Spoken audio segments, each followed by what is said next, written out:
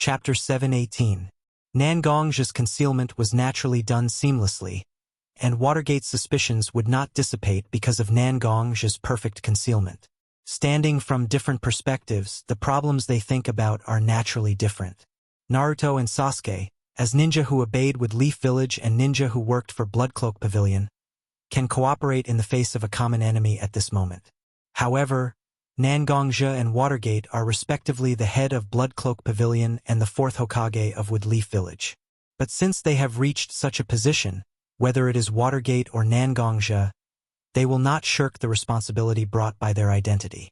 Although Nangongja and Watergate have their own considerations, it has to be said that the two of them have a common enemy in Otsutsuki Kagaya, so Nangongja and Watergate can only temporarily postpone some of their plans under great pressure. Everything must be put after defeating Otsutsuki Kagaya. Nangongja and Watergate have reached a tacit consensus in their hearts at this moment. After all, in the face of such a peerless powerhouse like Otsutsuki Kagaya, Watergate and Nangongja must not have the slightest slack or distraction. Otherwise, the ninja world will be destroyed by Otsutsuki Kagaya. What can Nangongja and Watergate's plans count as?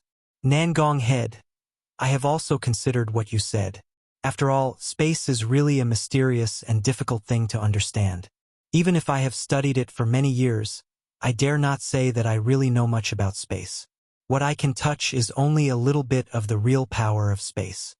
Minato didn't lie, because time and space were too mysterious and difficult to detect existences.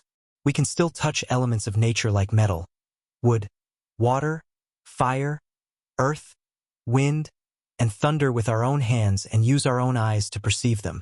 But how can we perceive things like time and space which are close to concepts? In what way? Even if we know that we are affected by time and space all the time and space are still in existence that we can't touch, and we can't even describe with words. Although I've only scratched the surface, I've found a lot of techniques that aren't that powerful but are very useful in the application of space. Actually, it's not as difficult to let Nangong Head's sword chi directly attack the space barrier as we thought. Just now, the barrier did indeed absorb my mental strength, but I can clearly feel that after my mental strength entered the barrier, it wasn't immediately devoured. Instead, it seemed to be stored. Because of this, I have now roughly figured out the spatial location of the space barrier. With this data, I can directly inscribe a rune on your weapon that can attack the space barrier. As long as the runes still exist, then Nangong, your attacks will be able to directly affect the space barrier. With your powerful inner strength and sword chi, you will definitely be able to find a path to victory for us. Although Watergate's description wasn't very detailed, the more Nangongja listened, the more he felt that Watergate's understanding of space was definitely not as simple as superficial. As long as he could figure out the spatial coordinates, he could directly ignore the distance between spaces and directly transfer the attack to the space barrier between spaces. But he only relied on inscribing runes? If this kind of ability is considered superficial, then what are the other ninjutsu that are labeled as powerful? Nangongja naturally cherished his god's disaster sword very much.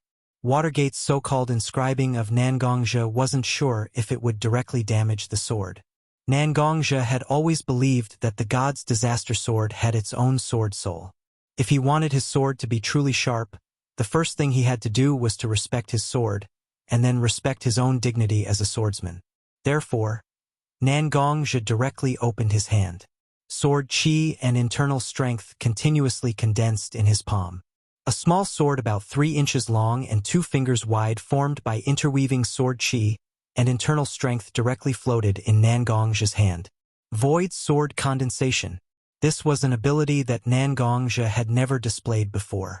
However, after seeing Nangongja's floating small sword appear in his hand, Watergate had already thought of many possible applications of this ability in his mind. Woodleaf's original evaluation of Nangongja was that Nangongja's own long-range attacks weren't as threatening as his close-range attacks. However, this small sword floating in Nangongja's hand could clearly be controlled by Nangongja from a distance. Since Nangongja could control one sword without any burden, then what would happen if Nangongja could control 2, 3, 10, or even 100 swords? The subtle competition between Watergate and Nangongja was constantly revealing the trump cards that they had deliberately left behind. However, No matter if it was Nangongzhi or Watergate, they didn't have a trace of regret in their hearts. After all, a war might really break out between the two of them in the future. Since that was the case, they had to leave a shadow in each other's heart and let each other know how difficult it was to deal with them. Only a fool would pretend to be a pig to eat a tiger, because the consequences of pretending to be a pig to eat a tiger might really be that of a pig. Therefore, Watergate and Nangongzhi's choice was to win the psychological war even if they had to reveal their trump cards. This was the best strategy in war. Of course I can do that. Although Watergate was shocked, he was still able to perfectly control his expression. At this moment, whether it was Watergate's eyes or his expression, he had a gentle attitude, even though Watergate's heart had become extremely cold. Nangongzhi looked at Watergate. Although he couldn't see anything from his face and eyes, Nangongzhi was very clear that Watergate's heart couldn't be so calm at this moment. He stretched out his hand and handed the small sword that was condensed from his internal strength and sword chi to Watergate. Watergate directly stretched out his finger and gently placed it on the blade of the small sword. His finger seemed to tremble slightly, and the sharp sword chi on the small sword directly cut a thin wound on Watergate's finger. The wound wasn't very big, but blood constantly flowed out from it. Watergate didn't care about the deep wound on his hand. Instead, he directly injected his chakra into his blood. Then, on the small sword in Nangongzhi's hand, he wrote a rune that was similar to the flying thunder god's kunai, but more complicated. Chapter 719. Although the runes were cumbersome, Watergate himself had deep attainments in spatial runes and sealing techniques, so Watergate engraved them very quickly. The blood-containing chakra was directly engraved by Watergate on the small sword in Nangongzhi's hand, and the piercing chill emitted from the small sword made Watergate more serious. His fingertips danced, and finally Watergate made the last stroke. When the last rune was completed by Watergate, all the runes engraved by Watergate's blood began to surge. The runes influenced and cooperated with each other, and the mysterious and unpredictable spatial aura was directly transmitted from this small sword. After several changes in their combination, all of the runes suddenly emitted a dazzling red light, and then directly melted into the small sword. A trace of blood-colored silk directly appeared in the small sword. The original azure small sword and the scarlet silk that filled the inside of the small sword at this moment formed a strange and unique beauty. Chief Nangong, I have already transmitted the spatial coordinates into this sword. However, the spatial coordinates may not be that accurate, so I hope that you can expand your attack range as much as possible. At the same time, you have to ensure the strength of your attack. After all, Watergate only relied on his own psychic power that had not dissipated to determine the specific location of the spatial barrier. But what kind of state the spatial barrier was, whether it was Watergate or Nangongzhi, they actually didn't know, so what Nangongzhi and Watergate could do was to expand the attack range as much as possible to ensure that they could really hit the spatial barrier. I understand.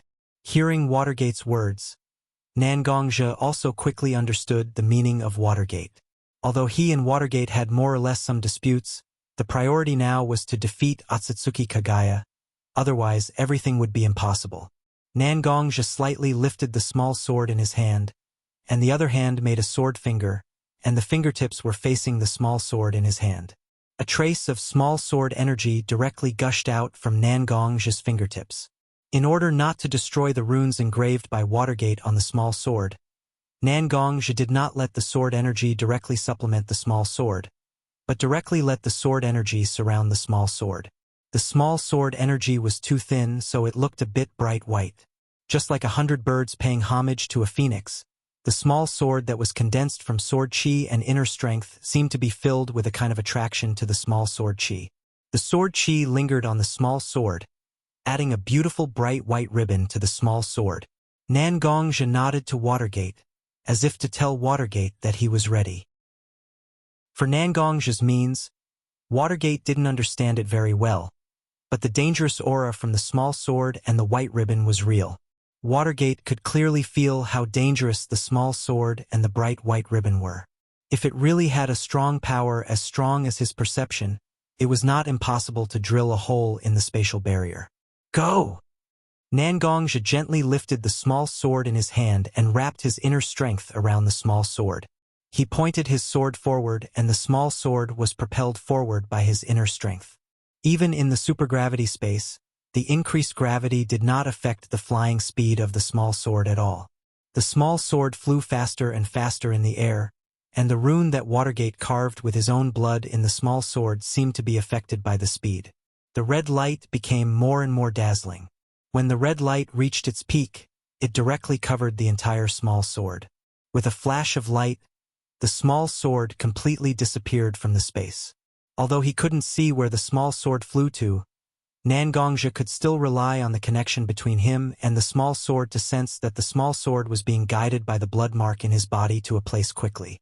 After the small sword was no longer bound by the supergravity space, it seemed to have become faster. In just a moment, Nangongja could clearly sense that the small sword was infinitely close to the target. As the small sword flew slower and slower, Nangongja finally reached the peak of this feeling, and the feeling in his heart became stronger and stronger. Nangongja directly formed a hand seal that was different from the ninjutsu hand seals in front of his chest, and softly shouted, "Explode!" Although he didn't know how far away the small sword was, the moment Nangongja issued his command, the sword energy and internal force inside the small sword began to attack each other. The internal force was neutral and peaceful, while the sword energy was sharp and overbearing. These two things were very different in nature. When Nangongja was in his body, Nangongja could rely on his own spiritual force to maintain the balance between the two, and even make them promote each other. But once Nangongja completely withdrew his spiritual force and deliberately broke the balance between the two, the sword energy and internal force began to attack each other. A large amount of energy collided with each other, and the power caused by such a collision was difficult to estimate. Finally, the bright white ribbon condensed by Nangongja's small sword energy dispersed again at this moment, turning back into small sword energy. These sword energy continued to divide into shorter and denser sword energy. The ribbons that were originally wrapped around the small swords had now become short but upright filaments that directly wrapped around the small swords that were slightly deformed due to the constant collisions within them. Finally, the internal force and sword energy in the small sword seemed to have reached the limit of the conflict between them, and Nangongja's spiritual force left in the small sword could no longer restrain such an impact. Like a balloon exploding, the balloon with the small sword as the inside and the sword energy as the outer layer directly exploded. The dense and small sword energy was directly pushed away by the force of the explosion, and the explosion of the small sword itself became even more terrifying because of the outer layer condensed by the sword energy. The blood-red runes engraved by Watergate on the small sword had completely turned into blood-red energy, and directly dispersed in the explosion of energy, giving the energy the ability to supply the existence of the realm. Chapter 720. It wasn't only Nangongja who was paying attention to the changes inside the space, but Watergate was also paying attention to the place where his psychic force was left behind. Nangongja controlled his sword to attack the place where his psychic force was left behind, and Watergate was naturally able to observe the changes in the space barrier through this psychic force.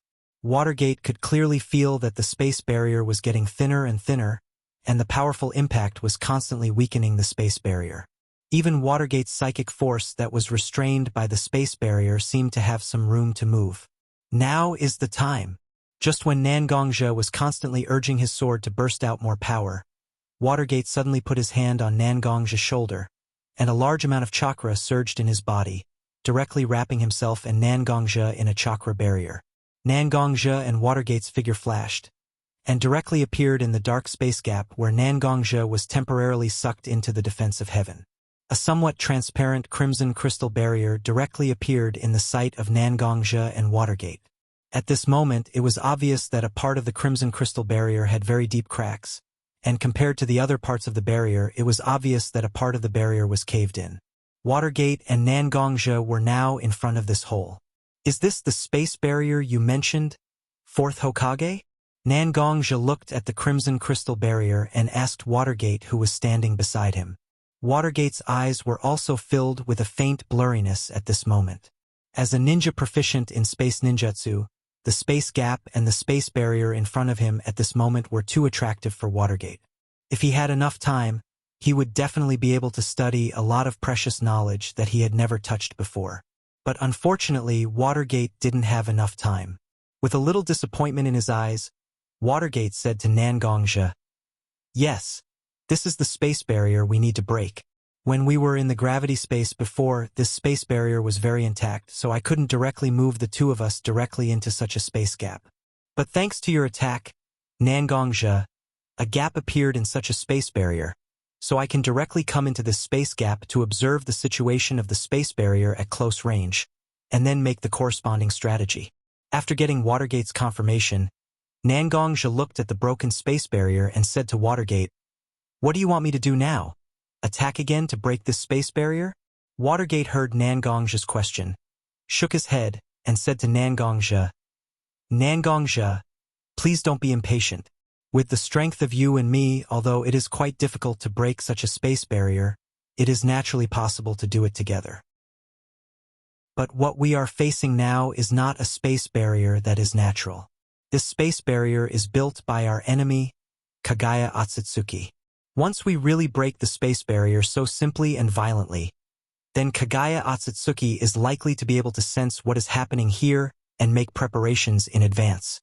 At that time, we will inevitably fall into a passive position, but if we think about it in reverse, we may be able to directly penetrate such a space barrier in a more secretive way and then enter the core of this space. Then we will be the ones with the advantage." Hearing Watergate's words, Nangongzhi also understood Watergate's plan.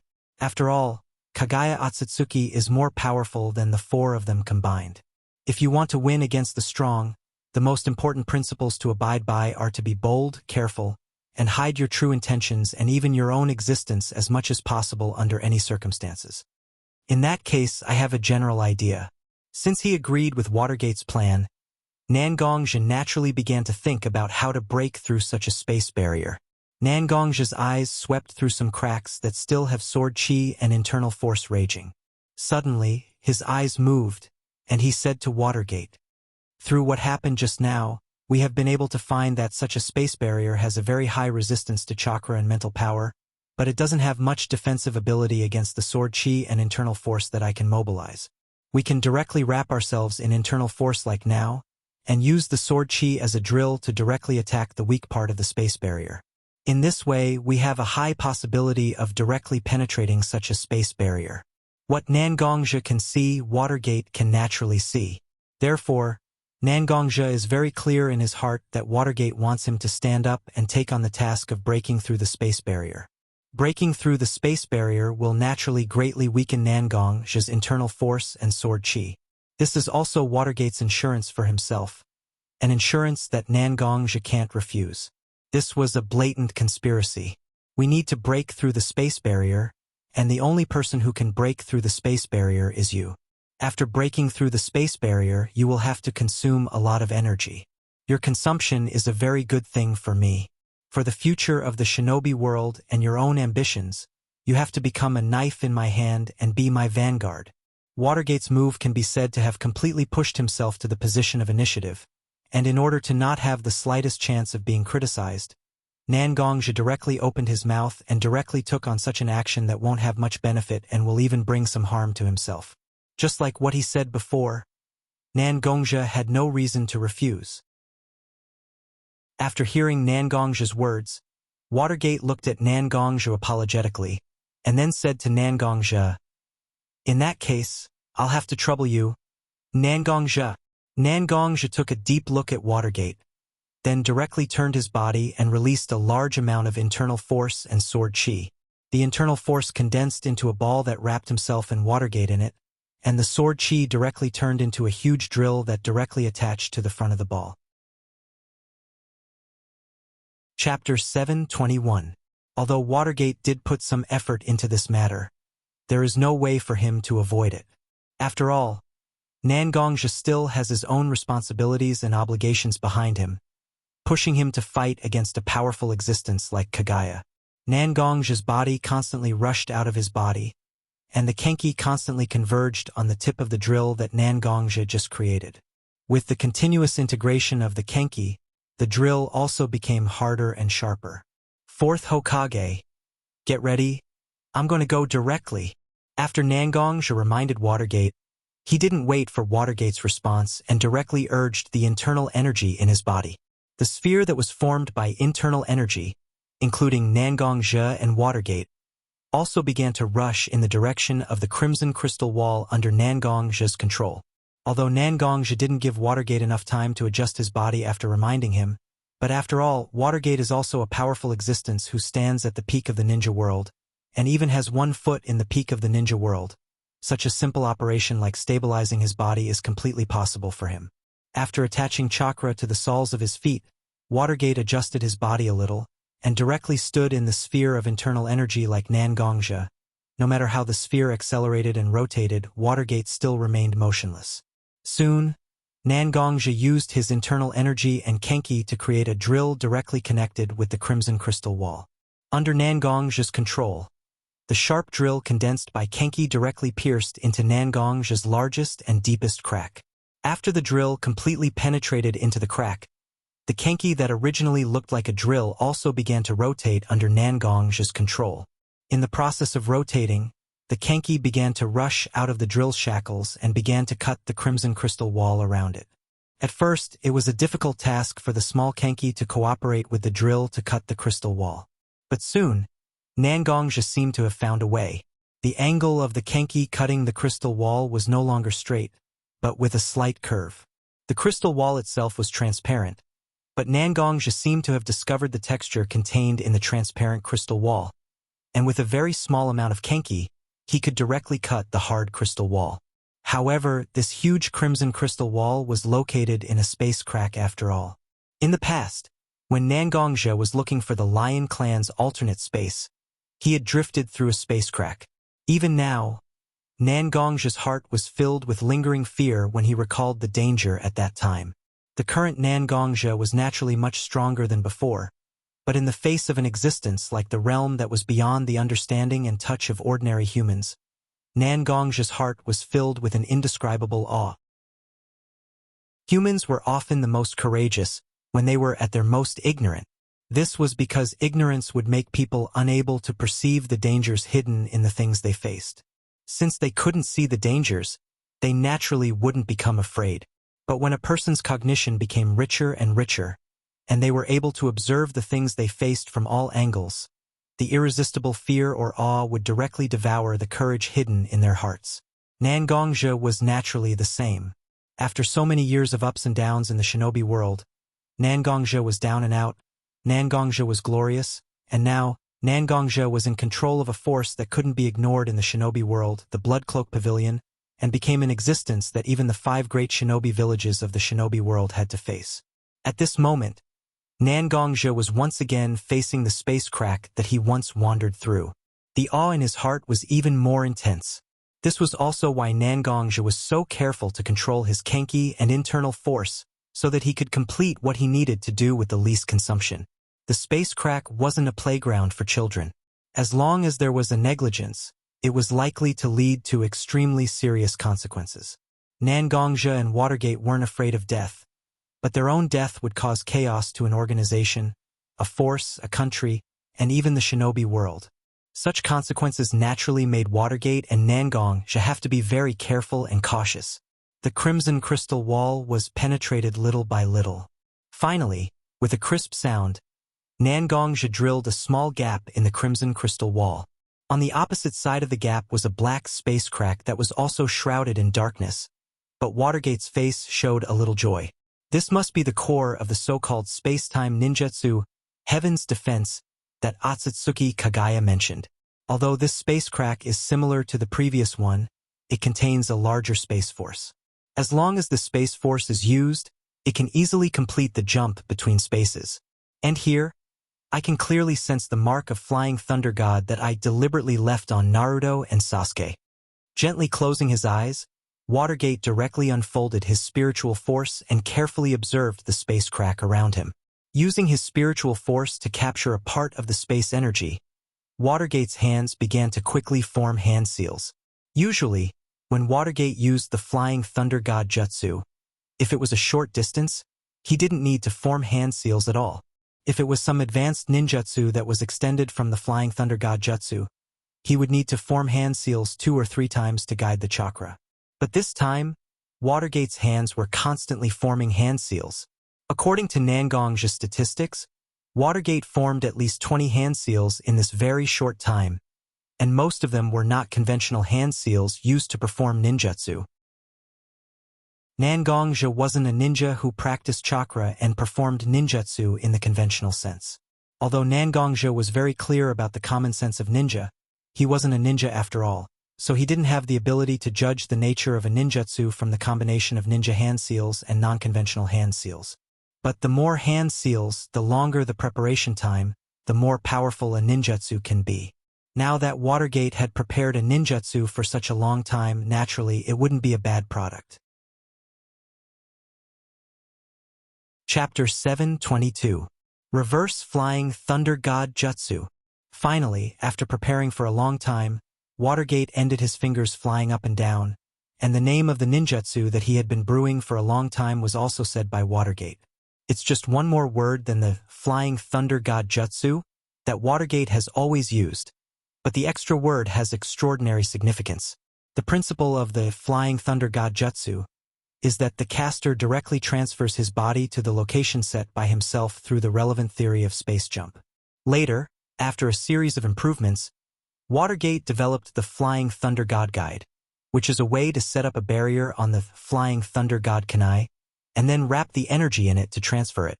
But the Flying Thunder God Guide can only transfer energy, and the location of the transfer can't be too far away, otherwise the transfer is likely to fail. In other words, in fact, the Flying Thunder God Guide is an incomplete version of the Reverse Flying Thunder God Jutsu that Watergate is using now. Being able to transfer objects with the Flying Thunder God mark for his own use is an important stage goal that Watergate has set for his own research on the Flying Thunder God Jutsu. Now Watergate is in the space gap. Although it is very dangerous, it is also the position closest to the origin of space. A large amount of space energy is restrained by Watergate, and Watergate also began to try to display the Reverse Flying Thunder God Jutsu that he has been studying for a long time. The reason why Watergate constantly seals at a very fast speed is in fact that Watergate is constantly modifying the values and parameters of his ninjutsu through the seals to adjust his ninjutsu. After thinking that his various parameters and values are completely ready, Watergate said the name of his ninjutsu and injected a large amount of his chakra into his hands to activate the ninjutsu. The brilliant blue and white light instantly covered both of Watergate's hands. Watergate suddenly put his hands together, and then slowly opened his palms wrapped in the blue and white light. Although Watergate's palms were slowly opened, the blue and white light that shrouded Watergate's hands gradually separated from Watergate's palms, and slowly condensed into a small and solid ball of light in the place where Watergate's 2 palms were opened. Watergate's forehead and cheeks were wet with sweat at the moment, and even his half-long golden hair was stuck to his cheeks at the moment. Watergate's chakra and physical strength are now consumed, but Watergate has no choice but to continue. From the situation of Watergate and Nangongja passing through the space barrier together, Kagaya is obviously on guard against this kind of behavior that wants to directly travel through space.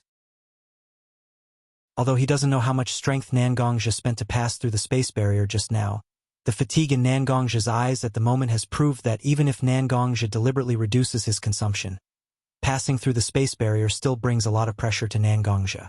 Of course, Watergate can directly ignore Nangongja's consumption and use all kinds of means to force Nangongja to pass through the space barrier again and again.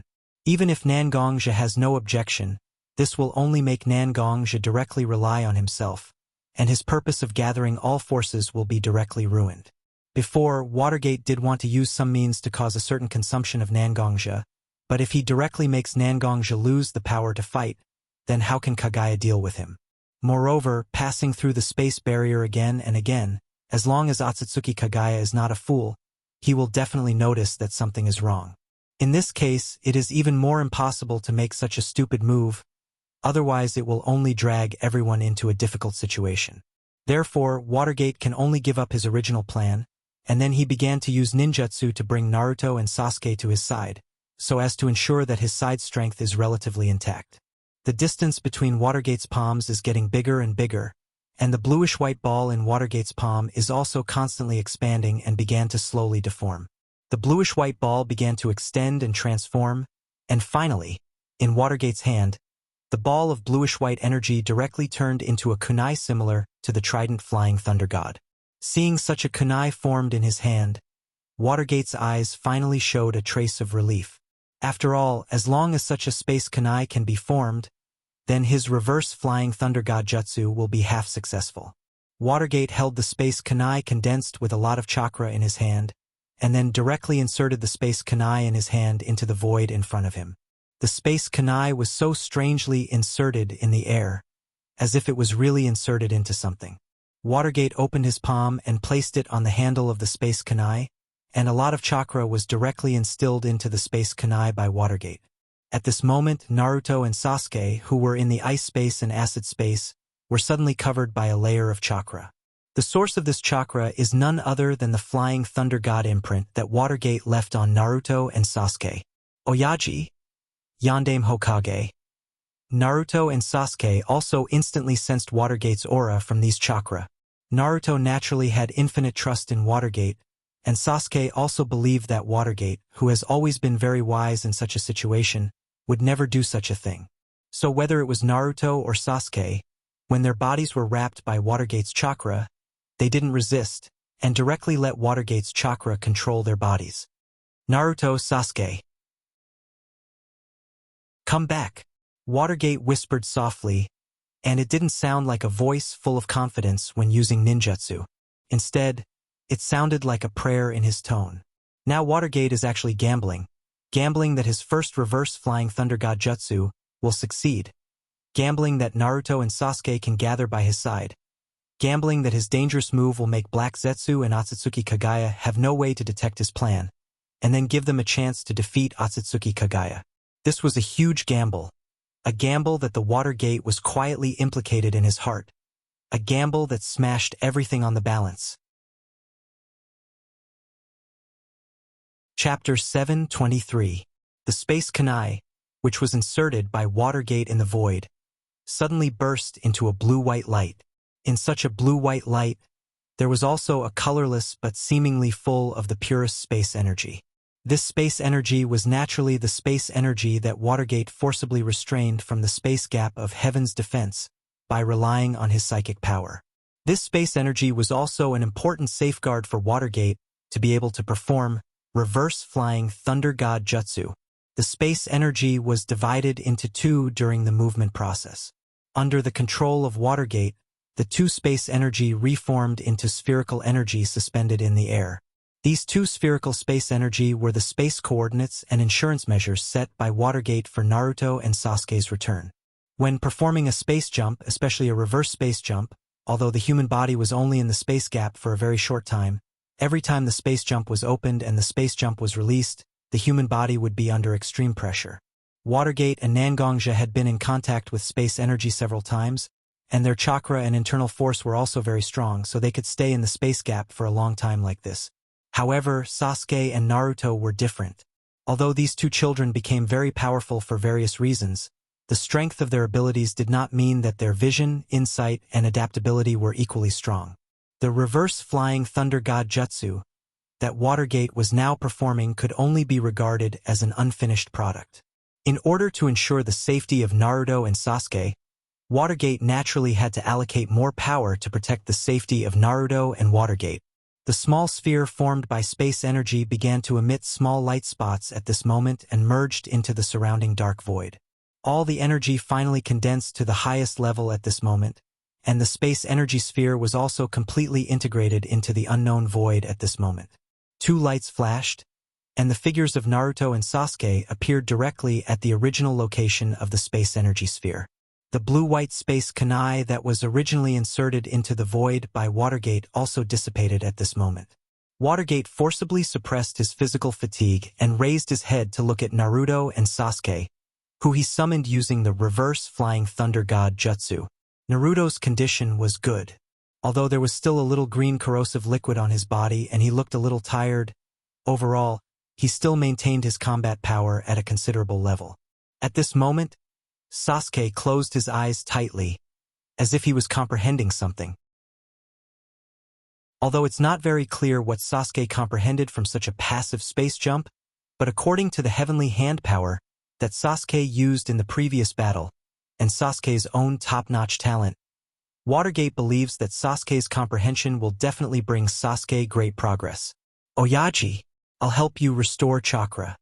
The moment Naruto appeared, he saw his father's slightly tired look. Naruto directly walked to Watergate's side and used Six Paths power to purify the violent chakra in Jubi, and directly injected Jubi's pure chakra into Watergate's body to replenish Watergate's consumption. After hearing Naruto's words, Watergate also nodded and accepted the chakra transmission from Naruto. While Naruto was constantly purifying Jubi's chakra and transmitting it into Watergate's body, Sasuke, who still had some icicles on his body, also opened his eyes at this moment, and the sixth tomo in his left eye also rotated quickly. The breath on Sasuke's body was originally erratic, high and low, but after Sasuke opened his eyes and the lines in his eyes stopped rotating, all the breath was retracted back into Sasuke's body. Nangong Sensei. Sasuke slightly clasped his fist and bowed to Nangongja. Although his body was a little stiff because of the low temperature and the omnipresent danger in the ice space, Sasuke was still very respectful to Nangongja as a disciple. Looking at Sasuke's respectful salute, Nangongja also walked directly to Sasuke, stretched out his hand and brushed away some of the frost on Sasuke's body, then held Sasuke's arms and helped Sasuke up. "Thank you for your hard work, Sasuke." Nangongja put his hand on Sasuke's shoulder and said to Sasuke in a slightly heavy tone, "Originally, things like saving the crisis should be a matter for me and Watergate, but this time we are indeed not capable enough, and you and Naruto also coincidentally obtained Rakudo Yang and Rakudo In power from Rakudo Sannin, which became the key to sealing Otsutsuki Kagaya. Although you seem to have just escaped from a dangerous place, I still need to tell you that you are not slacking off yet. Our ultimate goal is to defeat Otsutsuki Kagaya. Nangongja and Watergate both hope that Naruto and Sasuke can grow, but Nangongja and Watergate's roles are different. Watergate is Naruto's father, so everything that Watergate does to Naruto is from his perspective as a father. That is to say, Watergate is the driving force behind Watergate's words to Naruto. Nangongja is Sasuke's sensei. Although the role of sensei is close to a father-like role to some extent, sensei is relatively more rational, so when he speaks, he seems to be more old-fashioned and stiff. Sasuke just wanted to say something, but when his mouth opened slightly, Nangongja directly unsheathed the sword in his hand and said to Sasuke, "Although you and Naruto are the main forces against Otsutsuki Kagaya, I won't let the two of you charge in front while I watch from the sidelines. As your sensei, I will do my best to pave the way for you. Otherwise, the sword in my hand will laugh at me." Hearing Nangongja's words, Sasuke abruptly swallowed some of the words he just wanted to say to prove his determination. His sensei is still his sensei. Even though Nangongja's character has more or less changed over the years, Nangongja's unbending kendo will always be the backbone of Nangongja's body. Chapter 724. After exchanging a few words with each other, Naruto, Sasuke, Watergate, and Nangongja also began to seize the time to restore the energy in their bodies and nourish their spirit. After all, the experience just now has more or less affected the state of the four of them. For the upcoming battle, they must seize every minute and second to maintain their best state. But whether it's Naruto, Sasuke, Watergate, or Nangongja, they know very well that it's impossible for them to get enough time to recover. Although the four of them were not directly attacked by Kagaya when they entered Heaven's defense, it doesn't mean that Kagaya really thinks that they can rest easy after entering Heaven's defense. Even if Kagaya thinks so, as someone who has been in the shinobi world for many years, he knows the truth that a lion needs to go all out to catch a rabbit. He will definitely pay more attention to the four of them again and again. And once Kagaya finds that the four of them are no longer in the space he arranged for the four of them, it's time for the final battle. In the core of the 6 dimensions of Heaven's defense, the origin sphere, Kagaya was suspended in the center of the space. His long silver-gray hair fell directly to a position lower than the soles of his feet. Although the wide robe on his body covered his body, it also brought endless holiness to Kagaya. A large number of pure chakra constantly appeared in the beginning sphere. This chakra that was absorbed by the sacred tree from the ninjas was all absorbed by Kagaya's body to supplement the missing energy in his body. When Kagaya felt that the energy in his body was infinitely close to saturation, he finally opened his eyes slowly. The milky white pupils were located in the center of his white eyeballs. They were a little strange eyes, but on Kagaya's face, they looked so harmonious. Zetsu, during the time I was absorbing energy, did anything happen? Although the sacred tree fruit affected Kagaya's mind to a certain extent, Kagaya, known as the goddess of Uno, was never a stupid existence. As soon as she woke up, Kagaya began to ask Black Zetsu, who was hiding in his sleeve, about everything that happened during her sleep. Black Zetsu himself is the life evolved from Kagaya's spiritual power, the so-called third sun. Therefore, for Otsutsuki Kagaya, Black Zetsu can be said to be completely dedicated. In the past thousands of years, Black Zetsu may have been a subordinate of different people, but his loyalty will always be left to his mother, Otsutsuki Kagaya. Reporting to Mother, Nangong-zhe and Namikaze Watergate met in the supergravity space. Under the joint efforts of the two, they penetrated the space barrier, and Namikaze Watergate used the space energy in the space gap to cast a ninjutsu that seems to have the opposite effect of the Flying Thunder God Jutsu. He directly pulled Uzumaki Naruto and Uchiha Sasuke out of the acid space and the ice space. Now all four of them are staying in the space gap. It seems that they want to use this short time to restore their strength. After hearing Otsutsuki Kagaya's question, Black Zetsu directly told everything he knew to his mother Otsutsuki Kagaya.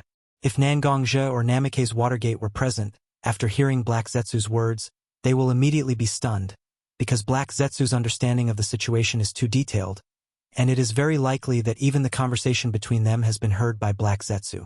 In fact, such a strange ability is attributed to Black Zetsu's psychic power. Psychic power is invisible, but it has a complete body because of the power of six paths and yin-yang release. Such a situation can almost be said to be a miracle. It is precisely because his essence is psychic power, so when Kagaya entered the origin space and began to absorb a lot of chakra, Black Zetsu also absorbed a part of the chakra.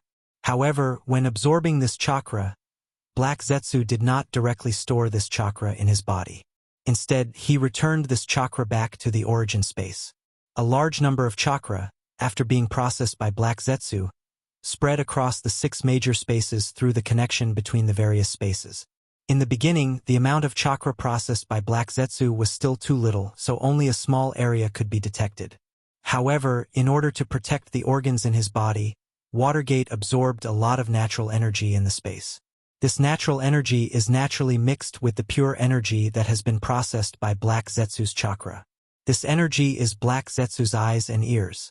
The energy lurking in Watergate's body can't directly cause any threat to Watergate, but it is enough to grasp Watergate's personal movements.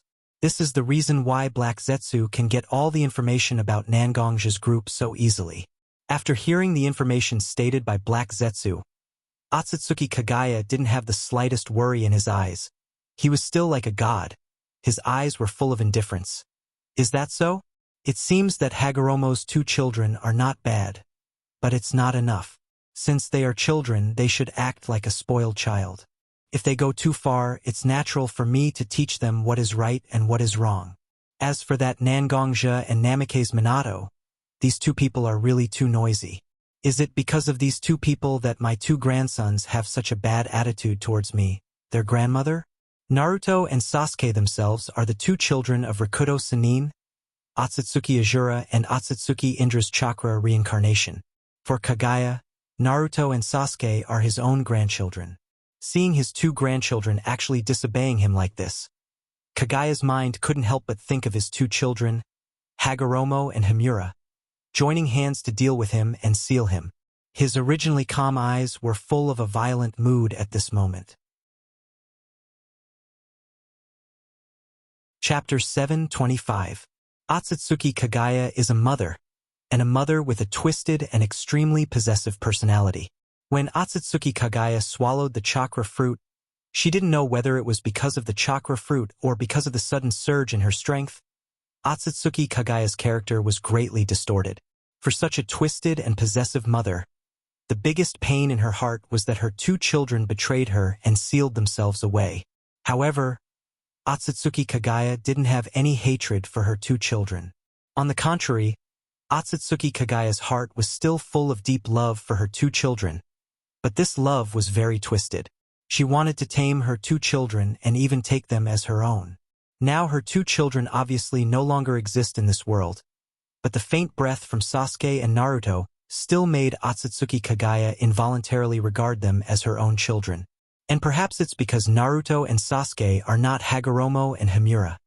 So Otsutsuki Kagaya's hope in her heart is even greater.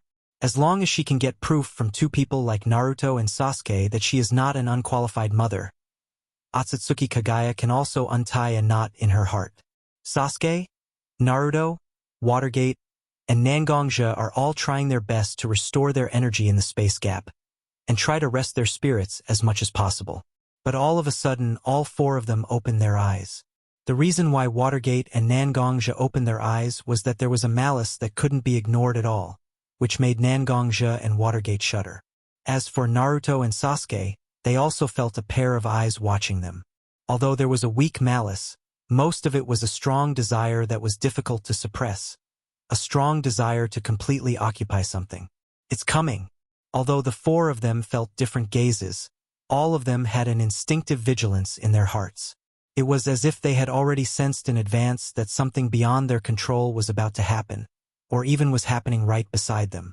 Sasuke, Naruto, Watergate, and Nangongja, the 4 of them, after all, are the strongest in the world, so after such a kind of vigilance appeared in their hearts, they immediately prepared to disperse to face different dangers in different situations. However, the reactions of Sasuke, Naruto, Watergate, and Nangongja were still a little bit inferior.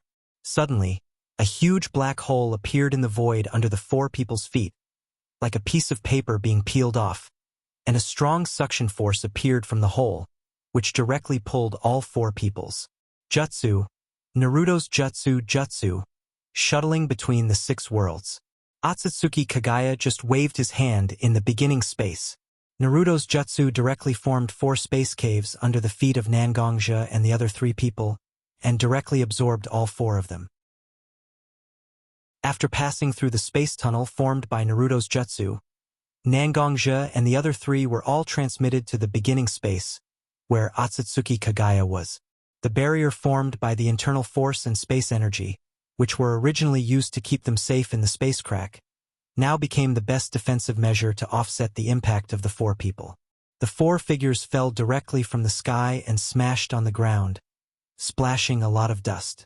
Otsutsuki Kagaya's eyes looked at the smoke and dust in the sky with a little bit of disgust. Otsutsuki Kagaya gently waved the slightly wide sleeves on his clothes, and a strong wind rushed out directly from the sleeves.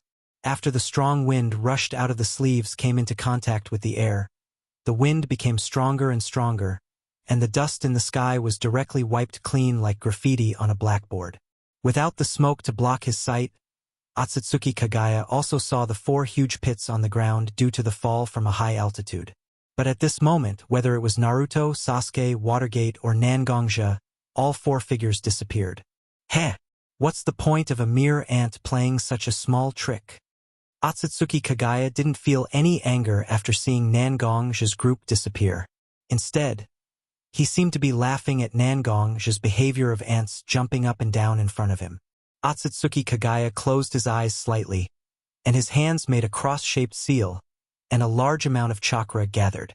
Byakugan, open. That's right, Otsutsuki Kagaya's milky white eyes aren't any other dojutsu, but it's one of the 3 dojutsu that has a relatively low presence compared to the Rinnegan and Sharingan in the shinobi world, but it's one of the 3 dojutsu that has a large number of people, Byakugan. The Hyuga clan is not the descendant of Hagoromo Otsutsuki, but the descendant of Hagoromo Otsutsuki, the younger brother of Hagoromo Otsutsuki. Hagoromo Otsutsuki inherited the sage's body and the Rinnegan on Otsutsuki Kagaya's forehead, and Otsutsuki Himura inherited the Byakugan in Otsutsuki Kagaya's eyes. Although the Hyuga clan's Byakugan seems to be far more useful for reconnaissance than combat, at this moment, the Byakugan in Otsutsuki Kagaya's eyes completely surpasses the existence of Byakugan in the ordinary sense. At the same time, Otsutsuki Kagaya's Byakugan also has an extremely powerful offensive power. Through perfect Byakugan detection, Otsutsuki Kagaya has found Sasuke and Naruto behind him, and on his left and right sides, Watergate and Nangongja each occupied one side, ready to fight with him. With a slight smile on his face, Otsutsuki Kagaya stood on the ground from a suspended state and whispered softly, "It's really a simple trick. Pincer attack left and right to create opportunities for the rear." Naruto and Sasuke's Hagoromo's six-path yang and six-path yin power are indeed dangerous for me, but you two ordinary mortals, do you really think you have the ability to entangle me and create opportunities for Azura and Indra? Chapter 726. Kagaya's voice was getting louder and louder. Originally, it was just a whisper, but now it resounded throughout the origin sphere. Watergate and Nangongja naturally wouldn't do nothing. After seeing that Kagaya had activated Byakugan, Watergate and Nangongja had already rushed out of their hiding positions at the same time. Byakugan itself is the insight eye, clairvoyance eye. Any concealment ability will be useless in front of Byakugan. Moreover, Kagaya's eyes can be said to be the most primitive and most powerful Byakugan. How can he not see through their concealment? Watergate and Nangongja themselves are ninjas with rich combat experience. When they saw that they could no longer hide, Nangongja and Watergate directly launched an attack on Kagaya. Although they lost the advantage of hiding and launching a surprise attack, it is precisely because they have lost their way of retreat that both Watergate and Nangongja have an indomitable momentum. Like two sharp knives, Nangongja and Watergate rushed straight towards Kagaya's position. In order to ensure their sprint speed, Watergate only condensed two Rasengan in his hands, and Nangongja only filled his sword with sword energy.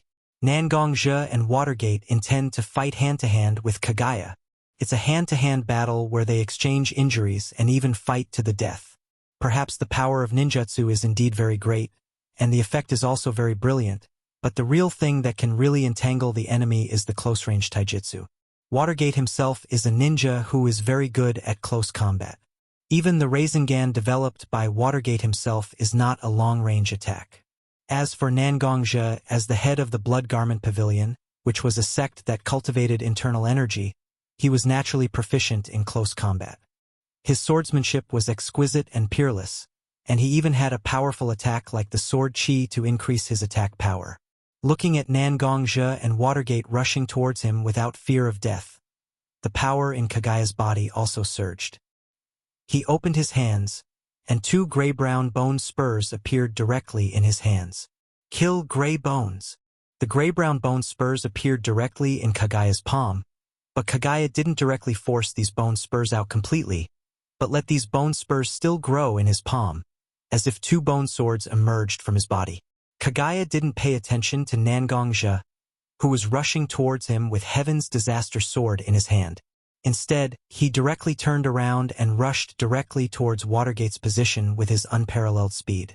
In the face of a pincer attack, the most effective method was not to directly fight to the death with the obviously stronger side of the two, but to directly defeat the relatively weaker side of the two, so that the so-called pincer attack would no longer exist.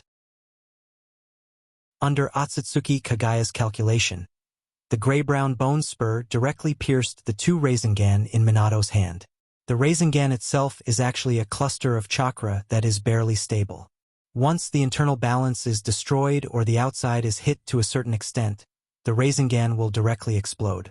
At this moment, the Rasengan in Minato's hand is mixed with a small amount of Senjutsu chakra, which is close to the Senjutsu Futon Rasengan, an inferior version of the Senjutsu Rasengan. But even if it's an inferior version of the Senjutsu Rasengan, it still has far more power than an ordinary Rasengan. Minato himself was prepared to use injury for injury or even death to entangle Otsutsuki Kagaya. So when he saw that Otsutsuki Kagaya directly attacked the Rasengan in his hand, Minato also directly accelerated his speed and rushed in the direction of Otsutsuki Kagaya. Both of them were extremely fast. Almost in an instant, they had already arrived in front of each other. According to Minato's judgment, at this moment, Otsutsuki Kagaya should continue to directly attack the Rasengan with the two gray-brown bone spurs in his hand. After all, in such a close contact, there is no possibility for Kagaya to change his move. At that time, It turned out that Watergate's own expectations were still a little off. Kagaya really changed his move in such a situation. The sharp bone spurs that were originally aimed at the two Rasengan were now aimed directly at Watergate's chest. Even if the two Rasengan were about to attack his chest, Kagaya still didn't seem to retreat. In such a battle, Otsutsuki Kagaya was in an advantageous position. There was no need to take the risk of fighting Minato in such a desperate way, unless Otsutsuki Kagaya himself had something to rely on, whether it is for Uchiha Obito or Uchiha Madara. After these two people absorbed the Jubi and entered the Six Paths mode, there is no way to cause enough damage to them just by relying on ordinary release techniques. However, energy such as Kenjutsu and Senjutsu Chakra can still cause some damage to them, which is why, although he doesn't have much Senjutsu Chakra in his body, he still extracted a part of Chakra Sage Jutsu and integrated it into his attack. But seeing Kagaya fighting with him, Watergate's heart involuntarily became alert. After integrating a part of chakra into the Rasengan in his hand, barely maintaining the internal balance of the Rasengan, Watergate directly threw the two Rasengan in his hand towards Kagaya's chest. After throwing the two Rasengan in his hand, Minato immediately adjusted his body to avoid Otsutsuki Kagaya's attack. However, the two gray-brown sharp bone spurs still hit Watergate's left arm. At the moment of contact with Watergate's body, a gray aura directly drilled into Watergate's left arm, and this aura was still spreading rapidly. I can't keep this arm. Watergate is a qualified ninja, an excellent ninja, and the most suitable ninja to be a ninja. In the face of difficulties, Watergate directly exerted the courage and decisiveness in his blood to the extreme. Even if there is no abnormality in his left arm that can be seen with the naked eye, Watergate directly took out his kunai and cut off his entire left arm. Chapter 727.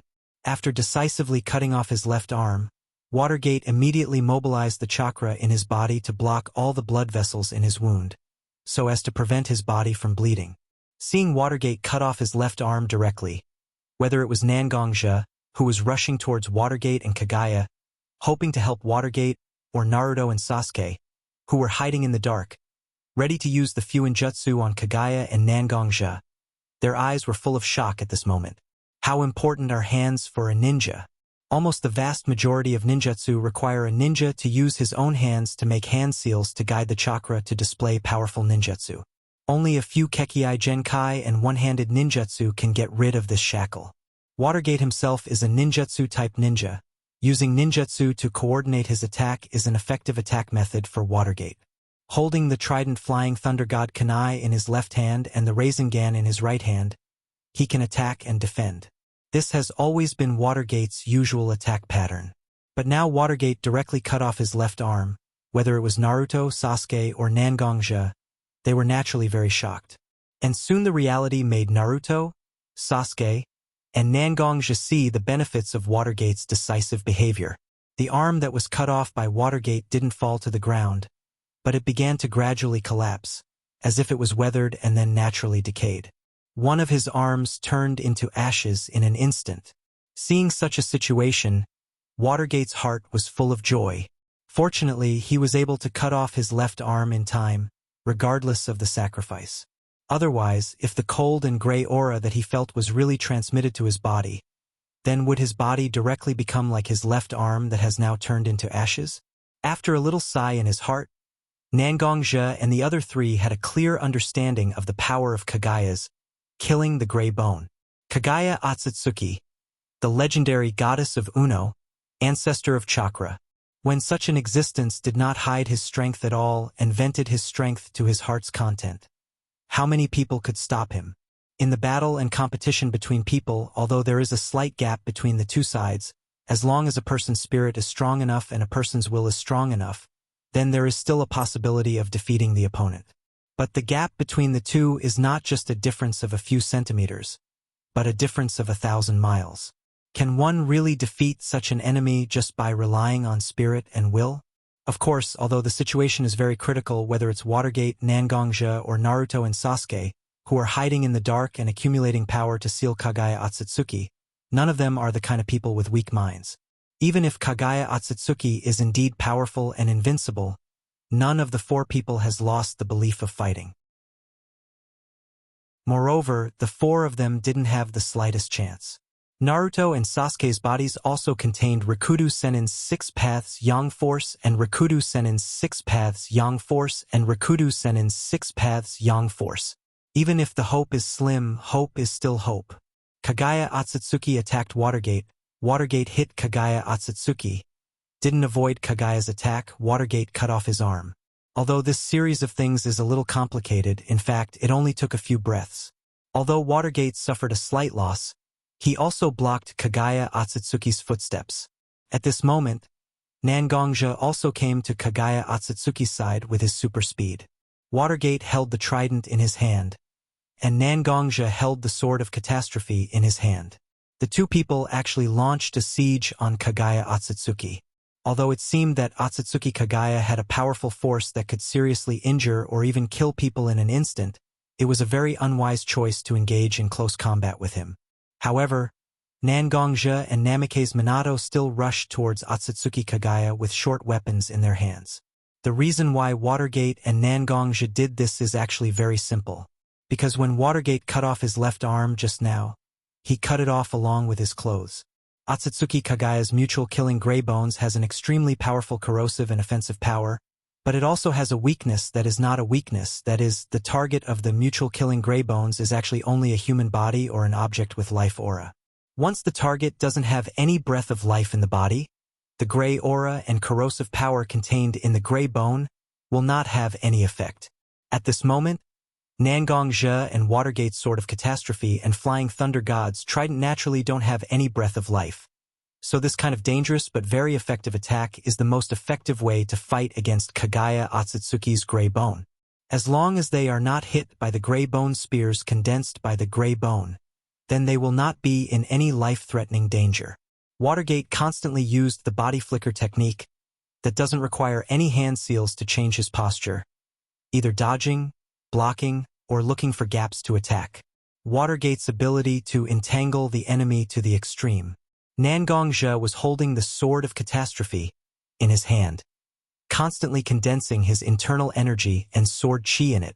Once Watergate's strength is insufficient or he encounters an attack that he can't resist, Nangongja will directly take the Sword of Catastrophe and fight with Kagaya Otsutsuki to buy enough time for Watergate. Over and over again, the two of them really entangled Kagaya Otsutsuki.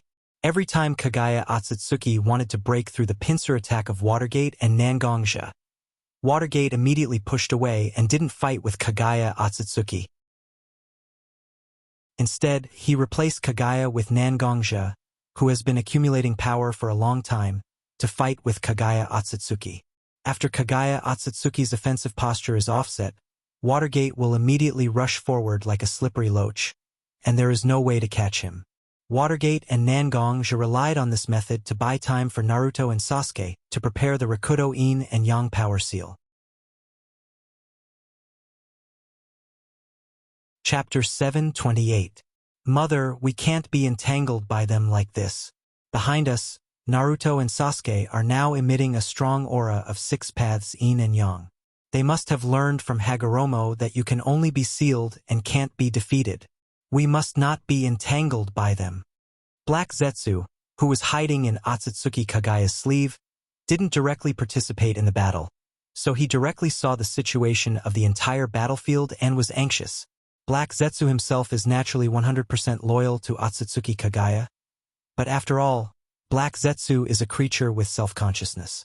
For so many years, Black Zetsu has been trying his best to revive his mother, Otsutsuki Kagaya, and now, after thousands of years of hard work, he finally resurrected his mother. But at this moment, his mother was entangled by two people, and standing behind them, there were two people with the power of 6 paths Yin and Yang, ready to seal his mother in the same way. Does he have to go back to the time when he was accumulating power and planning plans? And the reason why he was able to smoothly mix in the ninja world was mainly because he was hiding in the dark. This time, in order to help his mother resurrect, Black Zetsu himself was standing directly under the sun. Once Otsutsuki Kagaya is really sealed, then even if Black Zetsu still has considerable strength, he still can't avoid the fate of being a rat crossing the street in the ninja world. Shut up! How could Otsutsuki Kagaya not know that if he was entangled by Nangongja and Watergate at this moment, he would be in a dangerous situation? But at this moment, Nangongja and Watergate were almost desperate to delay time here. Even if he wanted to rush out, it would take some time.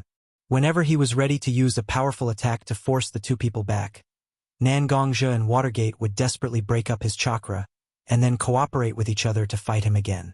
The more Black Zetsu explained the battle situation to him, the more anxious Otsutsuki Kagaya's heart was, and Black Zetsu just said something that should never be said. "What I do? I don't need you to tell me what to do. Since you have always regarded yourself as my third son, then remember, Hagoromo and Himura are both your brothers. No matter what they do, they are still my children. It's not your turn to talk nonsense here." For Otsutsuki Kagaya, Hagoromo and Himura are two scars in his heart that can never be touched.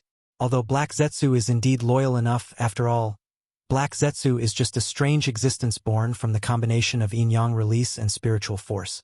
How can such a Black Zetsu be compared with Otsutsuki Hagoromo and Otsutsuki Himura in the heart of Otsutsuki Kagaya, who was pregnant with him for 10 months and gave birth? Suddenly hearing Otsutsuki Kagaya's reprimand, Black Zetsu himself didn't react. After all, Otsutsuki Kagaya's attitude towards him was very intimate before. Perhaps it was because of Otsutsuki Kagaya's deliberate show of intimacy that Black Zetsu himself was a little bit complacent and lost his usual exquisite mind. "I'm sorry, Mother. I said something wrong, but I still hope that Mother cannot be stingy with consumption now, and use the most powerful and effective attack to directly defeat these 4 people, otherwise there will be endless trouble." In fact, when Otsutsuki Kagaya opened his mouth and scolded Black Zetsu, he also felt a little regret in his heart. After all, his 2 children obviously no longer exist in the shinobi world, so Black Zetsu, who is hiding in his sleeve at the moment, is the closest person to him. Although his scolding just now can be regarded as somewhat reasonable, but how can the relationship between people be sorted out with a few simple words? "Zetsu, I said something wrong just now. Don't take it to heart." Otsutsuki Kagaya didn't know what kind of mentality drove him to admit his mistake to Black Zetsu. Otsutsuki Kagaya, who has always been the goddess of Uno, the ancestor of chakra, and other noble identities, is now admitting his mistake and apologizing to others. "Mother, you don't have to mind. I know very well that Mother is also very annoyed with the current situation. So no matter what kind of emotions you show, I can understand. Mother doesn't have to mind." Although Black Zetsu's words were very understanding, and his performance was also very generous. However, as a woman, especially a very powerful woman, Otsutsuki Kagaya naturally felt a little estranged from Black Zetsu's seemingly indifferent prophecy. "Sigh. After all, the closest person to me still can't understand each other?" Otsutsuki Kagaya sighed softly in his heart, but he still adjusted his mood. What he should consider now is not how to win over others, but to find a way to get out of the quagmire created by Minato and Nangongja, and then not be sealed by Naruto and Sasuke's powerful Fuinjutsu containing the power of 6 paths yin and yang that they prepared together at this moment. All things in the world turn to nothingness. Expand the truth-seeking ball. The truth-seeking ball itself has the power to release the opposite power of the existence in contact with it, and then disintegrate the other party. However, because the truth-seeking ball itself is relatively small, it is generally only used to offset some ninjutsu. But at this moment, Otsutsuki Kagaya opened his hands, and the black truth-seeking ball was constantly expanding, as if there was no limit to its expansion. In the end, Otsutsuki Kagaya still listened to Black Zetsu's advice and used such a powerful ninjutsu that will consume a lot of his chakra. In the process of the truth-seeking ball's expansion, Nangongja and Watergate, who have been wandering around Otsutsuki Kagaya and fighting, were directly forced to retreat. After all, the truth-seeking ball is different from the gray-brown bone spur formed by killing gray bone. The ability of the truth-seeking ball can be used on any substance. Nangongja and Watergate are naturally not afraid of sacrifice, but Nangongja and Watergate don't want their sacrifice to be meaningless, so Nangongja and Watergate stopped attacking Otsutsuki Kagaya almost at the same time and withdrew. Chapter 729. The dark truth-seeking ball was constantly injected with pure and vigorous Jubi chakra, and the truth-seeking ball itself also became larger and larger due to the accumulation of chakra in the body. It slowly grew from the size of a normal tennis ball. In just a few breaths, the truth-seeking ball directly expanded into a huge sphere with a diameter of nearly 3 meters. Kagaya's slender figure was so obvious in comparison to the expanding truth-seeking ball. Although Watergate and Nangongja themselves have a certain amount of experience and knowledge, Naruto and Sasuke, who have the power of 6 paths and the power of 6 paths in their bodies, can see it more clearly. Behind Naruto, there is also a truth-seeking ball with the same nature as the expanding truth-seeking ball that Kagaya used, but because of the same nature, he can better understand Kagaya's strength. The reason why Naruto can have the truth-seeking ball is mainly because of the small amount of Jubi chakra in his body that was taken by Uchiha Obito from Uchiha Madara's body, and the other part is the power of 6 paths activated in his body by 6 paths Sannin. The power of Jubi chakra and the power of 6 paths complements each other, which allows Naruto to enter such a mode that is similar to 6 paths mode, but is different from Uchiha Obito and Uchiha Madara, who absorbed Jubi and became Jubi column force. At this moment, the person in front of Naruto and Sasuke can be said to be the source of all chakra, Kagaya Otsutsuki. The principle of yin and yang is also clear in Otsutsuki Kagaya's heart. When it comes to the purity of chakra, no one can surpass Otsutsuki Kagaya. Under such conditions, Otsutsuki Kagaya's truth-seeking ball was naturally far beyond the scope of Naruto's understanding and coping with in all aspects. Such a powerful truth-seeking ball. Is it really a power that should exist in the world? No one can answer Naruto's words, because at this moment, everyone is not thinking about how to break such a truth-seeking ball, but how to survive under the truth-seeking ball's obliteration. You foolish people! I am the goddess of Uno, Kagaya Otsutsuki. You live in the world. Men steal and women prostitute. Filthy. For thousands of years you still attack each other, without rest. This land is red because of you. The sky is full of blood.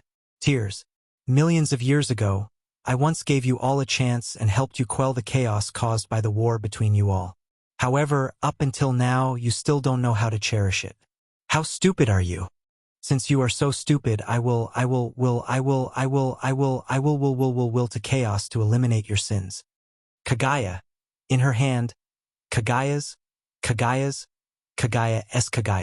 Her lips moved a little, and her voice spread directly throughout the shinobi world.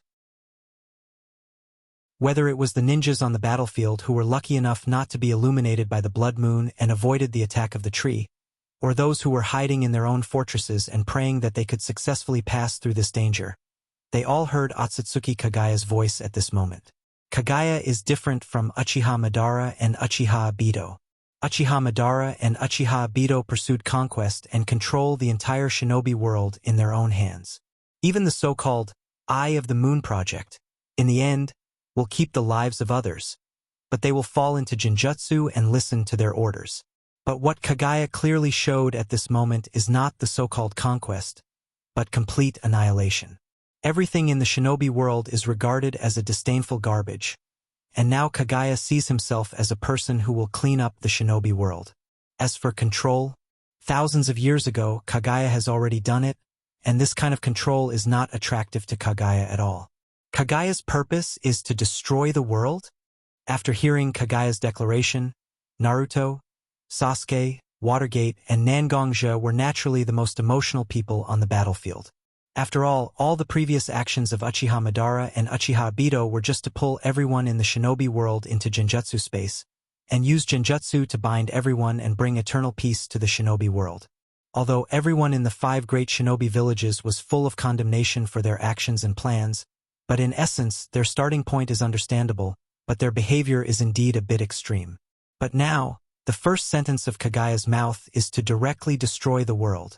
Conquest and destruction, although sometimes seem to be the same thing, but the mentality is different. What conquest requires is to take control of what you desire in your own hands. The means and attitude can be tough, but at least this thing can't be too damaged. Otherwise, how can it be regarded as conquest? Destruction, on the other hand, is pure destruction. The destroyer destroyed everything in sight. It made no difference to the destroyer whether these things were broken into pieces or directly annihilated into dust. We must find a way to stop him. The shinobi world can't be destroyed like this. Whether it is Naruto, Sasuke, Watergate, or Nangongja, Such a strong voice appeared in their hearts at this moment. Maybe the four of them are in different camps, and maybe the four of them have different goals, but this shinobi world is an important existence for them to realize each other's demands and wishes.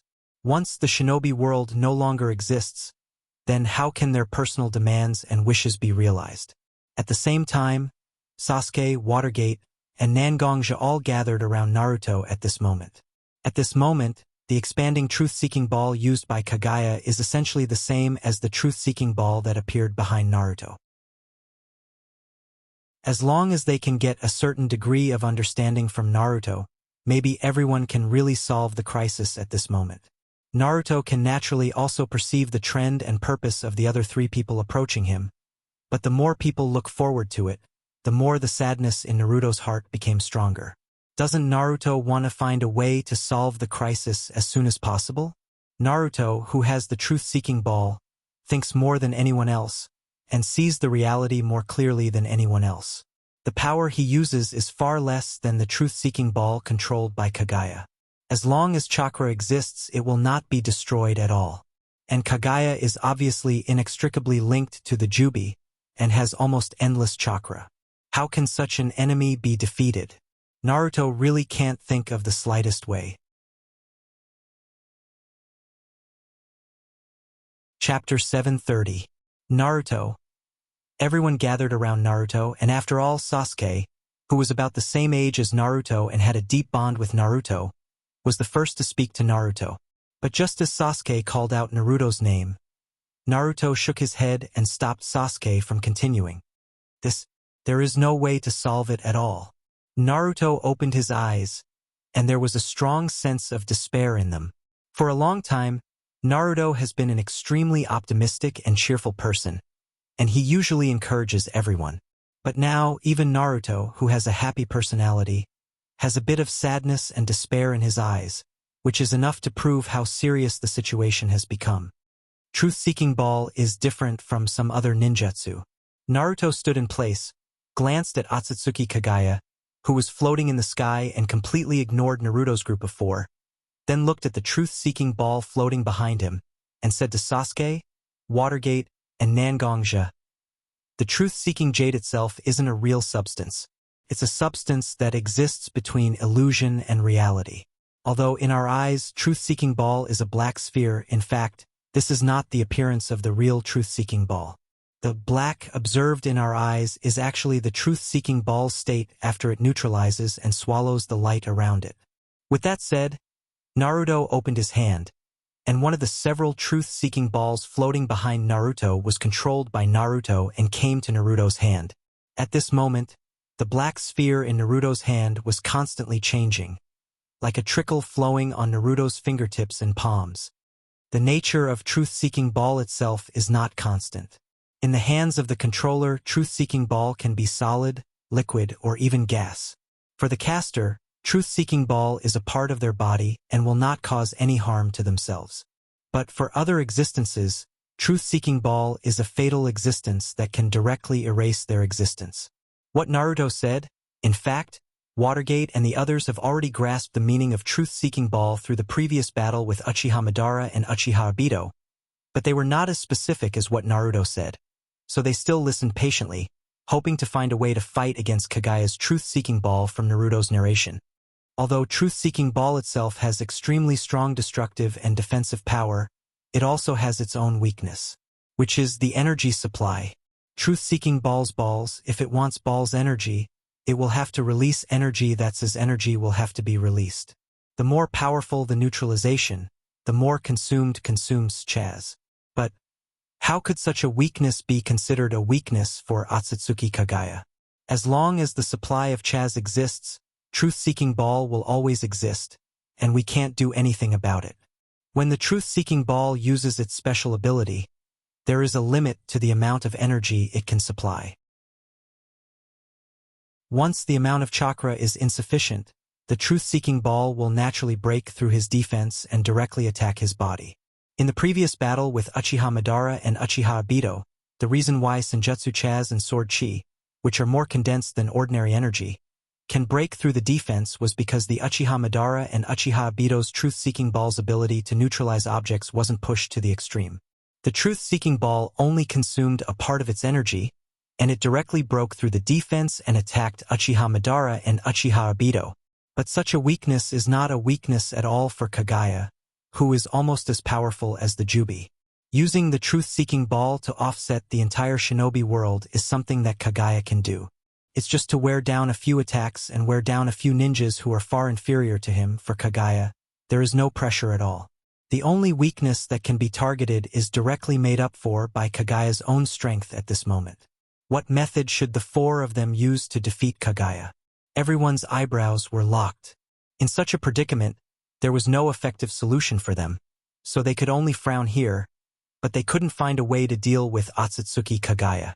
However, just when everyone was at a loss, Nangong just suddenly stood up from the crowd and said to Naruto, Sasuke, and Watergate, "I have a way here that is not a way." Now that everyone is at a loss, suddenly Nangong just said that he has a way. Everyone naturally has no reason not to listen. After the three of them nodded, Nangongja also began to talk about his so-called method to everyone. Indeed, from the perspective of the truth-seeking ball itself, there is no weakness. Even if there is a weakness, Kagaya Otsutsuki relied on his own strength to make up for this weakness. But why don't we pull our thinking out of the confrontation technique? Correct our thinking? Stop thinking about confrontation technique? Although Nangongja had only said a few words, the people who were present were all sharp-witted and quick to understand. Since it's not confrontation technique itself, then the only thing that can be used to fight is the existence of the caster. In the previous plan, in fact, everyone worked hard with the goal of sealing Otsutsuki Kagaya. But after Kagaya Otsutsuki vowed to destroy the world, everyone began to think about how to stop Kagaya Otsutsuki from destroying the world, instead of defeating and sealing him. Everyone fell into a misunderstanding. Indeed, no one has a way to fight against the almost perfect truth-seeking ball, but everyone has a way to fight against Kagaya. The 6 paths of yin and yang power in Naruto and Sasuke's body. All the problems finally returned to the original origin again, to defeat Kagaya and bring hope to the shinobi world. It seems that you all understand what I mean. Instead of being entangled here on how to deal with the truth-seeking ball, it's better to concentrate on thinking about how to defeat and seal Otsutsuki Kagaya. Truth-seeking ball is just a ninjutsu, and Kagaya is the root of all the chaos. Looking at the 3 people around him with a look of understanding, Nangongja slowly said to the 3 of them,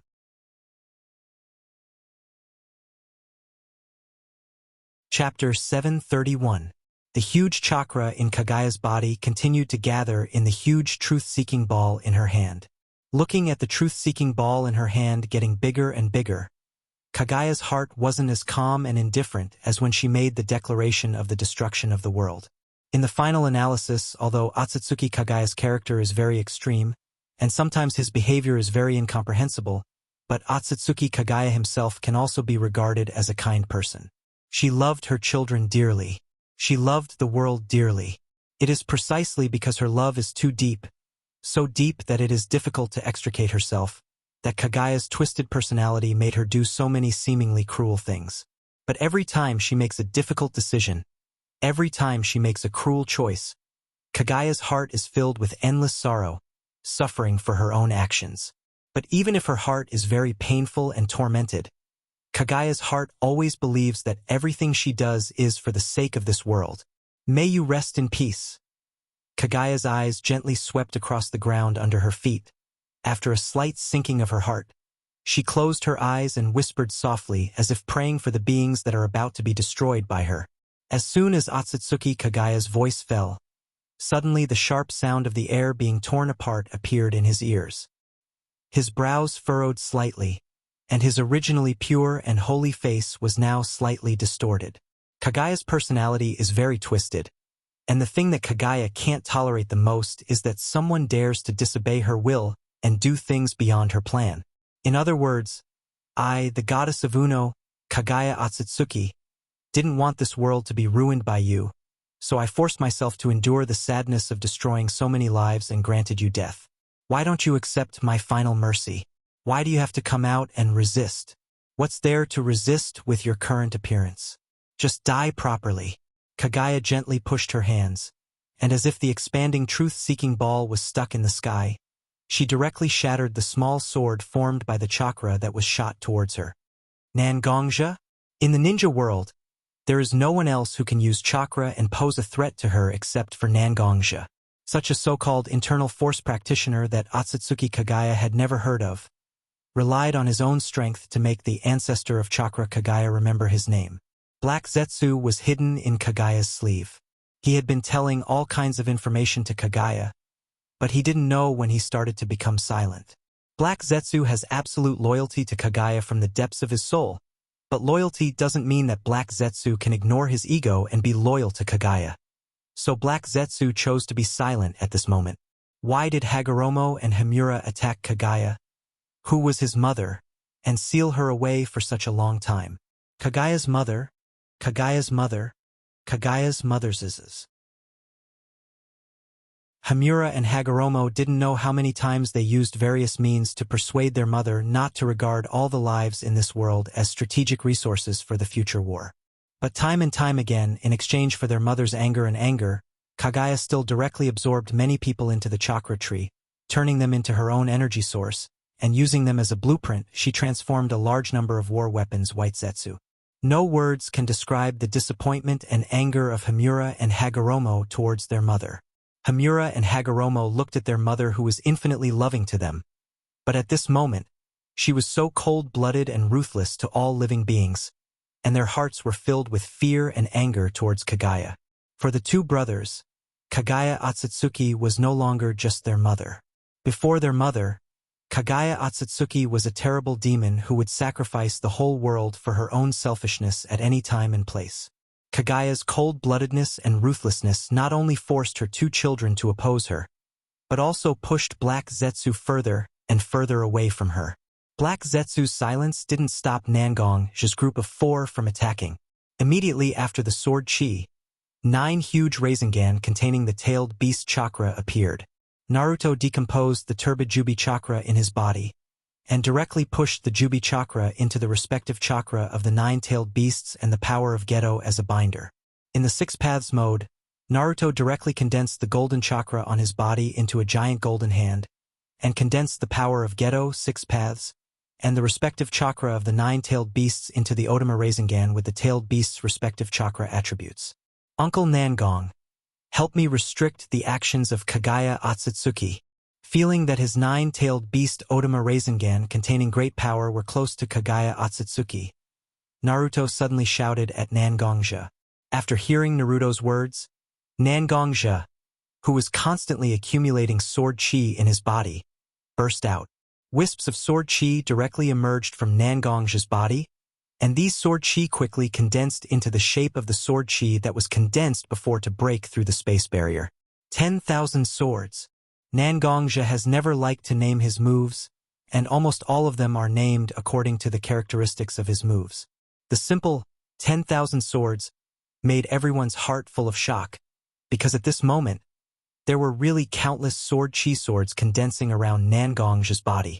A large number of sword chi swords under Nangongja's control were constantly flowing in the air like a long river. Compared to the violent destructive power of the sword chi dragon, the torrent of small swords at this moment is undoubtedly more pervasive, and has the effect of killing and trapping the enemy. Even for a moment, the light emitted by the small swords in the torrent of sword chi far exceeded the brilliance of the 9-tailed beast Otama Rasengan displayed by Naruto. Chapter 732. The torrent of sword chi went against the flow and rushed directly in the direction of Kagaya. The torrent of sword chi directly wrapped around Kagaya's body like a long river, and the dense sword chi directly wrapped Kagaya's body tightly in it. Quality and quantity have always been difficult to coexist. Nangongja condensed a large amount of sword chi and internal strength to form a small sword, and this huge amount of sword chi torrent naturally had a certain difference. The larger the number, the weaker the power contained in the individual. After Nangongja had confirmed that he had enveloped Kagaya in the cage formed by the torrent of sword chi, Nangongja also passed a look to Uchiha Sasuke, who was preparing on the side. Sasuke immediately understood and condensed his dojutsu, chakra, and the 6 paths of In in his body into his eyes. A flame was condensing in Sasuke's eyes. Rakudo Mangekyo Dojutsu, Amaterasu. Originally, the Amaterasu flame only used chakra and dojutsu as its own fuel. At this moment, there was a powerful force called the 6 paths of In it. The higher the level of the burning energy, the greater the power of the Amaterasu flame itself.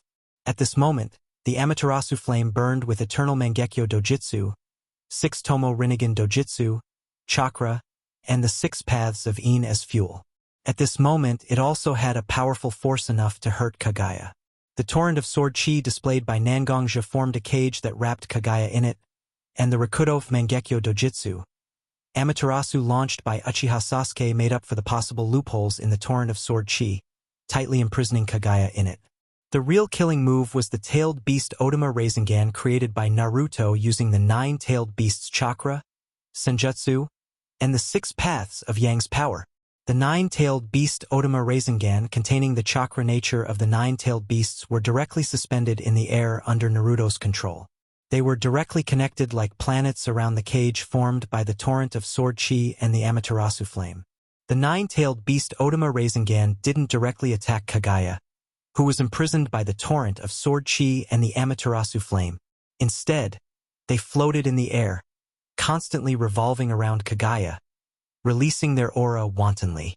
Shikaku, Nakomata, Isabu, Sun Wukong, King Mu, Rhino Inu, Halcyon, Ox Demon, and Kurama. I don't know if you can hear me, but if you can hear me, please work hard to resist. Now, not only are your lives and your consciousness in danger of extinction, but more importantly, even if your consciousness and your life are destroyed, your remaining energy will still be controlled by others, and all of this energy will be used to destroy countless lives. Naruto looked at Kagaya, who was surrounded by the torrent of sword chi, the Amaterasu flame, and the 9-tailed beast chakra, and loudly called out the names of the 9-tailed beasts. The aura of the tailed beast Otama Rasengan was also deliberately released by Naruto. Kagaya, who was wrapped in the torrent of sword chi, naturally also felt the aura of the 9-tailed beasts released by Naruto's Otama Rasengan. Naruto's words were naturally heard by Kagaya. Oh, stupid. It's just a group of chakra. Because of the ability of yin-yang release, it got the so-called body and consciousness. Now that it has returned to the body of the Jubi, the useless consciousness and body have been wiped out at this moment. Azura, do you think that by just relying on your so-called shouting, you can make such energy regain consciousness? Don't be so naive. Although Kagaya was wrapped in the torrent of sword chi, Kagaya's voice still came out of the cage formed by the torrent of sword chi and the Amaterasu flame. Kagaya's voice did not directly prevent Naruto from continuing to shout, and Naruto's voice still continued to drill into Kagaya's ears. Listening to Naruto's shouting, Kagaya, who was a little panicked because he was imprisoned, was completely eliminated at this moment. Kagaya thought that Naruto, Sasuke, Nangongja, and Watergate would do something threatening after imprisoning him, but just such a useless shout really made Kagaya feel useless. Listening to Uzumaki Naruto's hoarse shouting, Otsutsuki Kagaya's heart was filled with endless ridicule. At that time, the more he listened to Uzumaki Naruto's voice, Kagaya's face began to gradually change. At this moment, in Kagaya's body, it was obvious that 9 different kinds of chakra slowly condensed into a chakra ball, and the chakra ball was swimming in Kagaya's body. Although Kagaya's physical fitness is extremely strong, the various kinds of chakra condensed into a chakra ball, or the power of frost or flame burned Kagaya's meridians, and the damage and pain from the inside of his body was thousands of times stronger than the pain on the surface of his body. In the end, Kagaya still couldn't bear the powerful pain from his body, and a shrill cry like a cuckoo crying blood directly rushed out of the sword chi cage formed by the torrent of sword chi. Hearing Kagaya's almost shrill cry, whether it was Naruto, Sasuke, or Nangongja, their faces relaxed a bit. In the plan of the 4 people, the only uncontrollable factor is whether Naruto can awaken the will of the 9-tailed beasts with his own strength. Although Naruto has been saying that he can use the Bijou chakra in his body to summon the will of the nine-tailed beasts in Kagaya's body. But Naruto can only vaguely sense it. Whether it is Sasuke, Watergate, Nangongja, or even Naruto himself, they are very uncertain about this kind of sensing. In fact, in the plan of the four people, there is also a second plan to implement if it is difficult to awaken the will of the tailed beasts. However, perhaps it was luck, or the Bijou itself wasn't completely absorbed by Otsutsuki Kagaya. Naruto awakened the 9 Bijou's will again, which directly crippled Otsutsuki Kagaya's ability.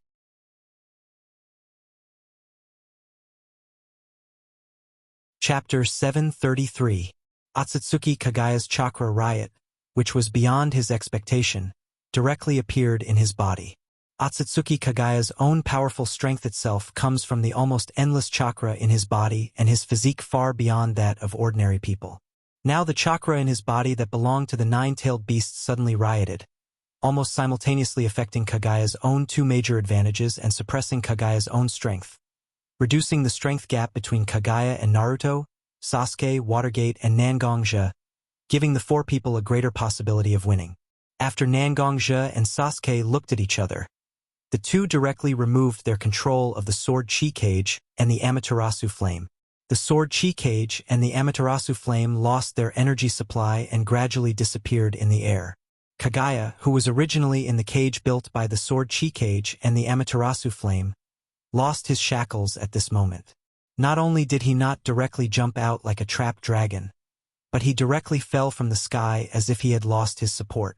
Kagaya himself had the ability to float in the air almost instinctively, but at this moment, Kagaya fell directly to the ground like a feather falling from the sky. His painful and mournful scream echoed in everyone's ears, but no one had the slightest pity in their hearts. Since they have already stood on the opposite side of each other, forgiveness is the most irresponsible way of doing things. What they should do now is to do their best to exert their most powerful strength and completely defeat Otsutsuki Kagaya without any room for resistance. Minato, who had not moved and disappeared, suddenly appeared above Otsutsuki Kagaya. In the first sword energy sword that Nangongja released towards Otsutsuki Kagaya before, it actually contained Minato's chakra. After Otsutsuki Kagaya directly stretched out his hand and shattered such a sword energy sword, it was actually equivalent to Minato's flying thunder god imprint on his body that doesn't have a long time. After coming to the side of Kagaya, who was constantly falling from the air, Watergate did not use any ninjutsu, but used chakra to greatly increase his physical strength.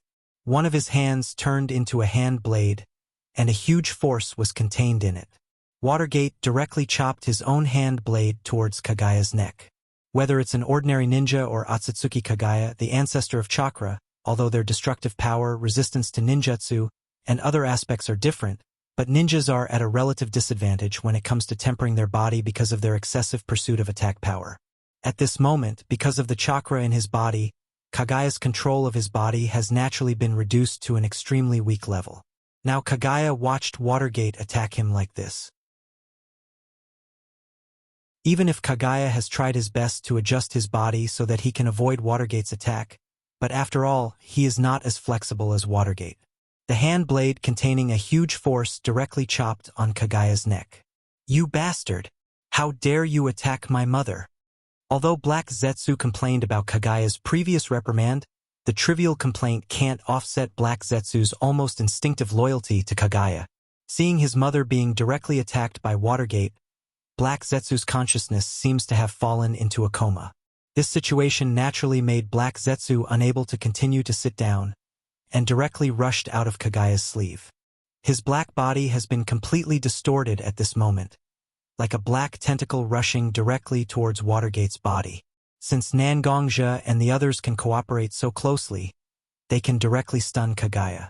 Then this strange existence hidden in Kagaya's sleeve will naturally not be ignored by Nangongja and the others. Watergate looked at Black Zetsu rushing towards him and immediately took out a scroll from his arms.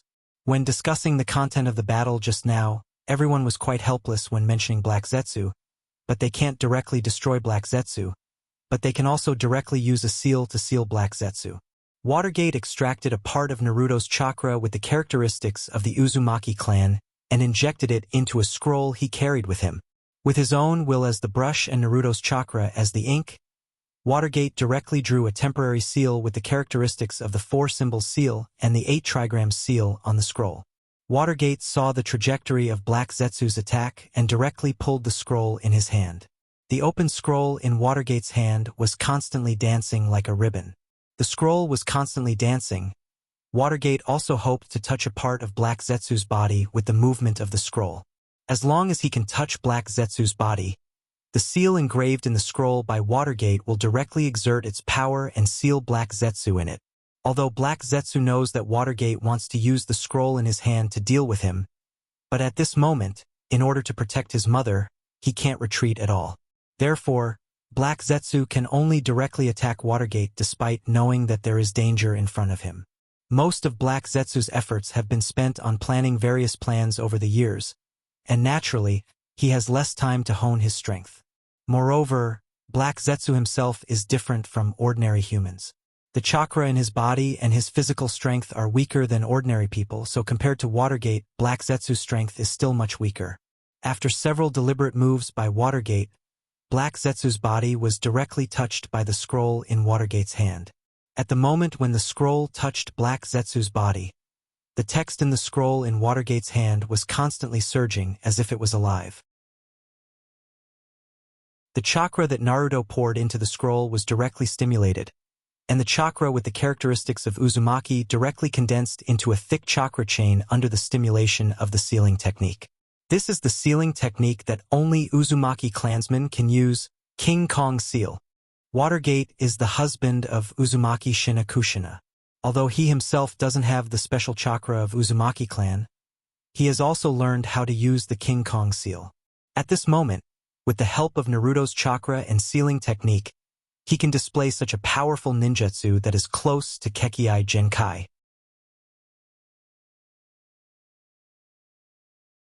Chapter 734. Layers of King Kong chains directly wrapped around Black Zetsu's body, directly wrapping Black Zetsu's twisted body tightly. Even if Black Zetsu constantly changed his posture, those King Kong chains were still tightly wrapped around Black Zetsu like maggots in tarsal bones, unable to move at all. No dash! No dash! No dash! Black Zetsu could clearly feel that his body was constantly being invaded by chakra in the King Kong chains, and his body was constantly being controlled. Even if Black Zetsu struggled with all his strength, he still couldn't break free from the shackles of the King Kong chains. Black Zetsu's body was constantly pulled into the seal scroll, and his body turned into black characters, which were directly sealed in the scroll. Black Zetsu's cry, full of fear and struggle, came to an abrupt end at the moment when Black Zetsu was completely sealed in the scroll. After seeing that Black Zetsu was completely absorbed into the seal scroll, Watergate also quickly closed the scroll directly. After all, this seal scroll was not a carefully made scroll with long-term effect. The seal text on it was very fragile. Once it was destroyed, its effect would be eliminated. Seeing Otsutsuki Kagaya's last barrier, Black Zetsu was directly sealed. Naruto and Sasuke, who had been preparing on the side, also began to act at this moment.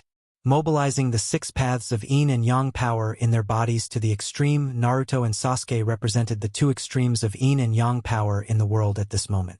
They repelled each other but also attracted each other. An indescribably powerful fluctuation spread directly between Naruto and Sasuke.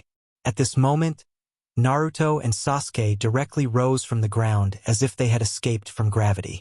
Naruto and Sasuke directly hit their fists on the left and right sides of Otsutsuki Kagaya. The 6 paths of yin and yang power in their bodies invaded Otsutsuki Kagaya's body almost instantaneously. After the 6 paths of yang power released by Naruto entered Otsutsuki Kagaya's body, it immediately pulled the yin attribute chakra out of Otsutsuki Kagaya's body. The yin power released by Sasuke pulled all the yang attribute chakra out of Otsutsuki Kagaya's body. The power in Otsutsuki Kagaya's body was undoubtedly huge. The yin and yang power released by Naruto and Sasuke was actually equivalent to opening a dam in Otsutsuki Kagaya's body, which was almost leakless body, so that Otsutsuki Kagaya's dam, which stored a large amount of chakra, directly broke at this moment. With a little guidance of their yin and yang power, They directly pulled all the huge chakra out of Otsutsuki Kagaya's body. After a large number of chakra was pulled into the air, it began to evolve into a variety of strange scenes. But the most amazing thing was that a large number of yin and yang chakra automatically gathered together at this moment, forming a huge unknown Buddha statue.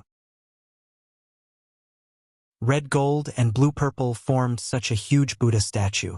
The position of Naruto and Sasuke just corresponded to the tightly closed hands of the Buddha statue, and Otsutsuki Kagaya just happened to be in the hands of Naruto and Sasuke. Rakudo Chibaku Tensei. Although Naruto and Sasuke didn't discuss it in advance, they said the name of this move in unison. These chakra extracted from Otsutsuki Kagaya's body were directly controlled by the yin and yang power of 6 paths in Naruto and Sasuke's body, and attacked their original master, Otsutsuki Kagaya.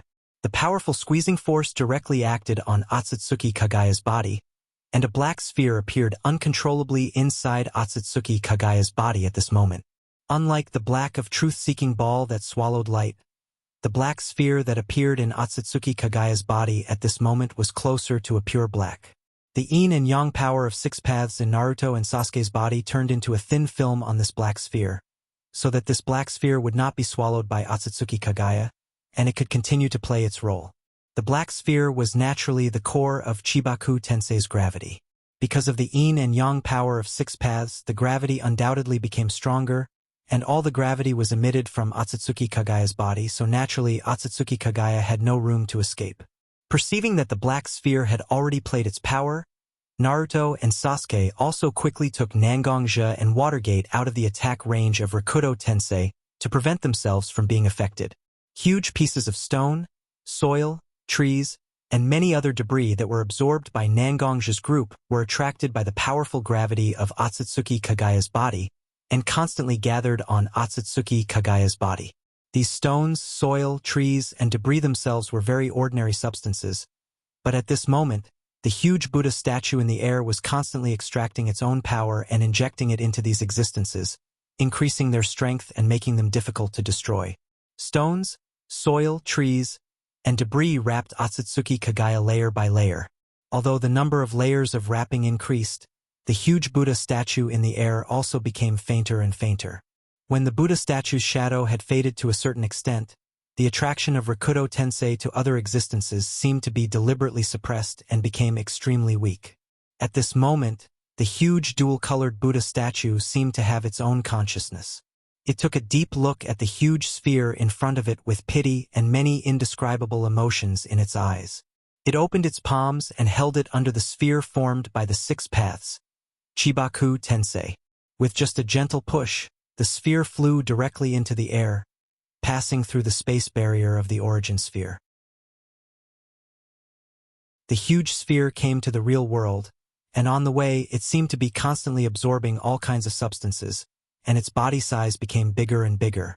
After thousands of years of planning and hatred, at this moment, Otsutsuki Kagaya was sealed again as an ending. It was quite emotional to talk about it. Perhaps if Otsutsuki Kagaya wasn't so powerful and didn't swallow the chakra fruit, with Otsutsuki Kagaya's deep love for his child, he could have a simple, happy, and beautiful life. He didn't have to experience betrayal, and he didn't have to be directly submerged in the torrent of history. But there are no ifs. Everything that has happened can't be changed, and the only thing that can be changed is the unknown future. And the ones who create the future are Naruto, Watergate, Sasuke, and Nangongja, who are standing on the battlefield at this moment.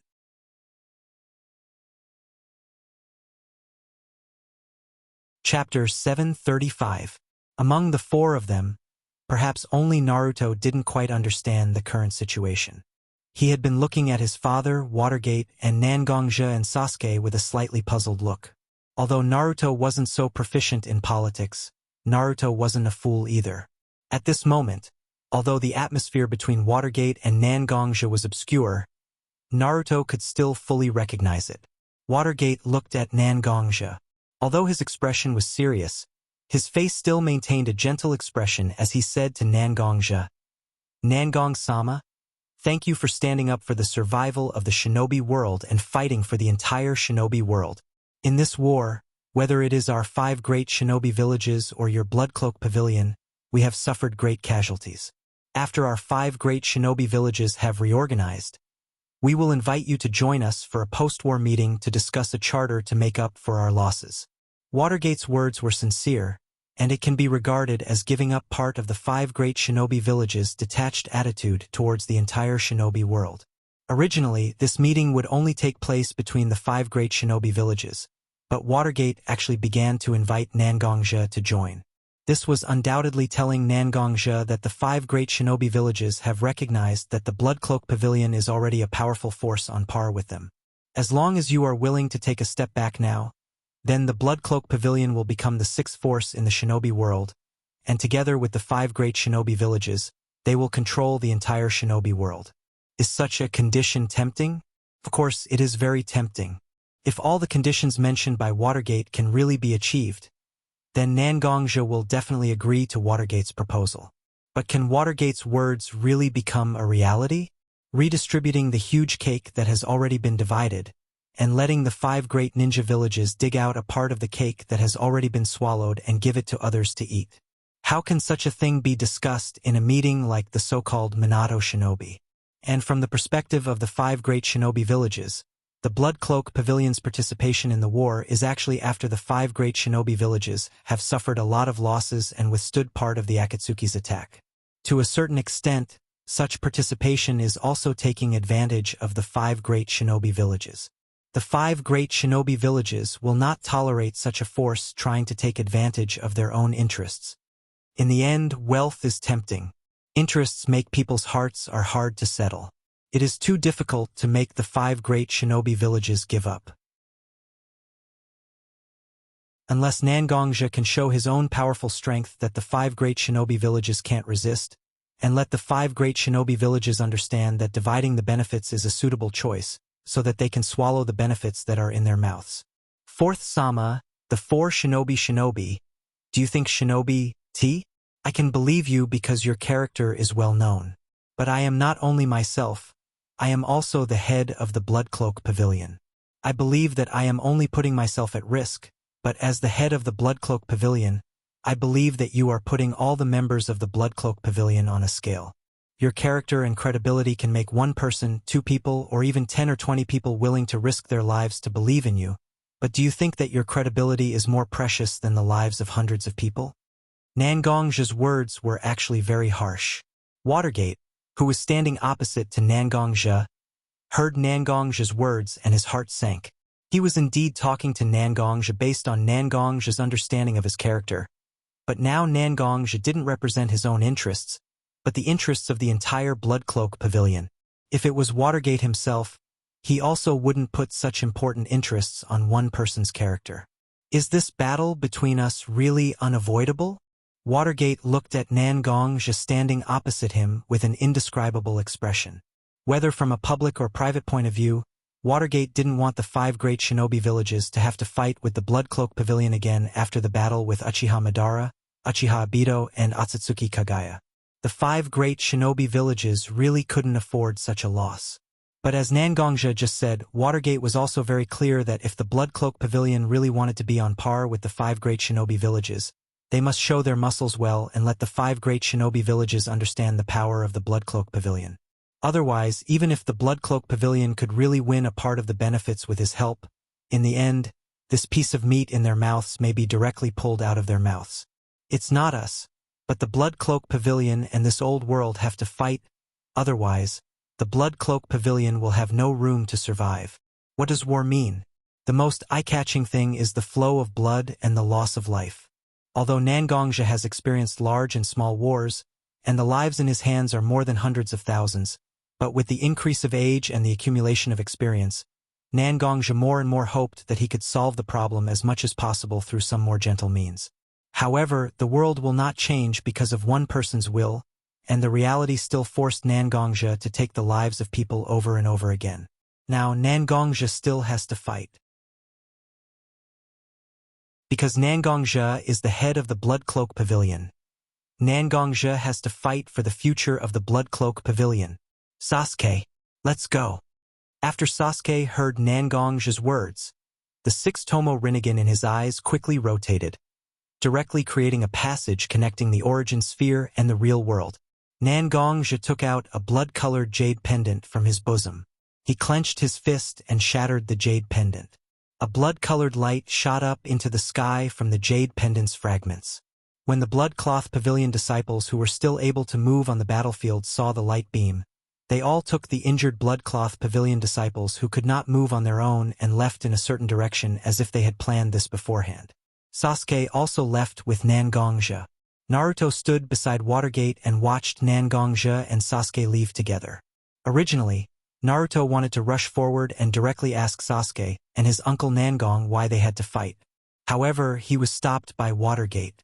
When the blood in his head subsided a little, Naruto also understood that there was no way to persuade his father or uncle. He could only watch them lead their men to fight. He was clearly a savior who had just saved the entire world, but now he was still so powerless.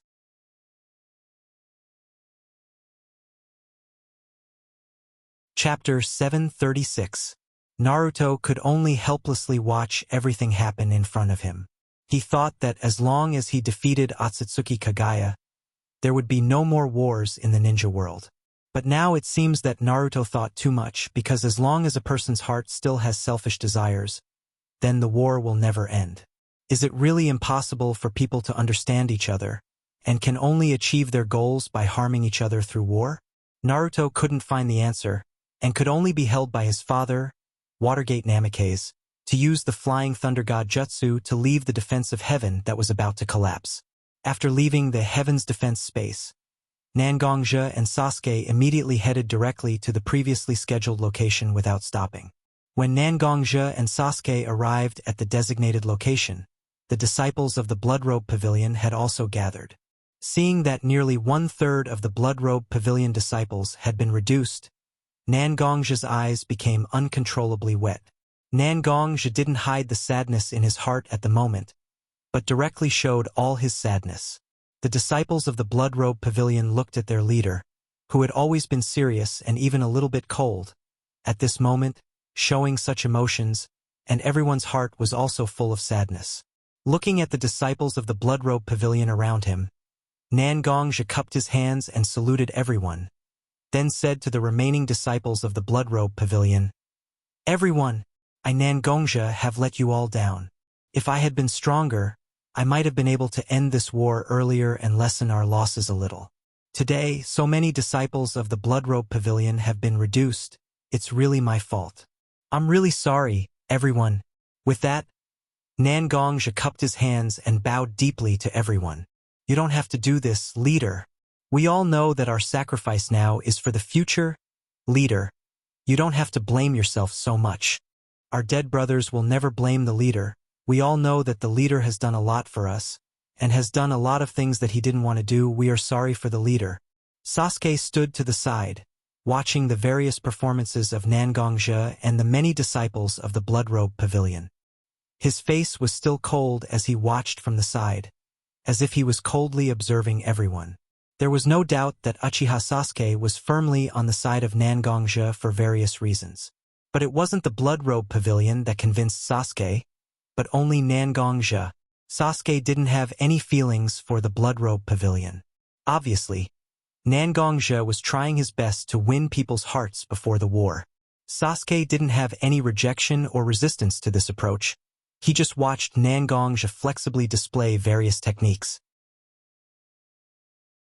Although Sasuke didn't want to learn and use such techniques, Sasuke believed that he should understand such means. Otherwise, if he encountered such a situation in the future, he might not have the means to deal with it. After a few words from Nangongzhi, the remaining disciples of the Blood-Robe Pavilion also became excited and full of fighting spirit. Seeing that the morale of the disciples was high, Nangongzhi finally pulled out the sword hanging on his waist and directly inserted it into the ground in front of him.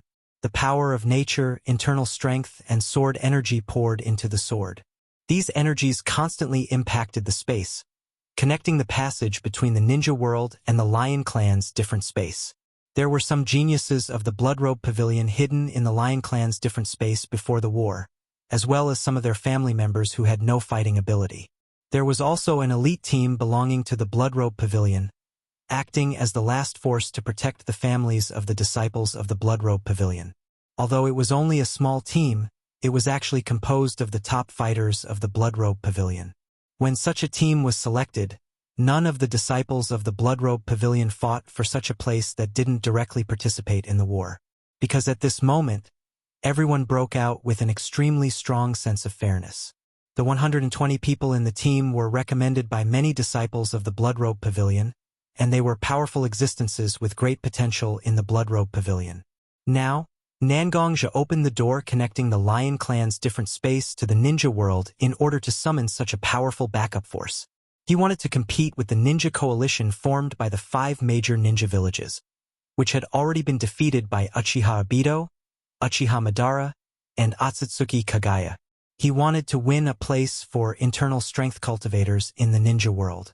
Nangongja's plan was basically clear to the high-level disciples of the Bloodrobe Pavilion, and some low-level disciples also knew a little about it. Nangongja wasn't worried that his plan would be intercepted by the 5 major ninja villages, because the Bloodrobe Pavilion was an organization that was too independent of the ninja world. Ninjas were existences who cultivated chakra, while the disciples of the Bloodrobe Pavilion cultivated internal strength. The 2 types of energy can be said to be fundamentally different. In order to climb to a high position in the Bloodrobe Pavilion, the most important condition was the level of internal strength. Such a request undoubtedly allowed the Blood Garment Pavilion to grasp all of its power tightly in its hands. Thousands of years of seclusion had not only filled the disciples of the Blood Garment Pavilion with an enterprising spirit, but also an extremely strong sense of exclusion. It was almost impossible to win over the high-level disciples of the Bloodrobe Pavilion. After seeing Nangongja establish a space channel and summon them, the elite team of 120 people left the Lion Clan's different space and directly came to the ninja world. Supreme Sama, everyone, please rise. After seeing Nangongja, all the members of the team directly knelt on the ground and saluted to Nangongja. After Nangongja returned the salute, the elite team of the Lion Clan's different space began to look around at the remaining disciples of the Bloodrobe Pavilion outside. Many of the members of the elite team looked at their surroundings with disappointment, sadness, and anger. Many of their family members and friends were left behind in the outside world. After all, it was impossible for everyone in a family to be strong enough to meet the requirements. When they saw that their families and friends were gone, everyone understood that they had sacrificed themselves. Everyone was ready to sacrifice themselves, but their families and friends left them like this, which was quite difficult for the disciples of the Bloodrobe Pavilion to accept.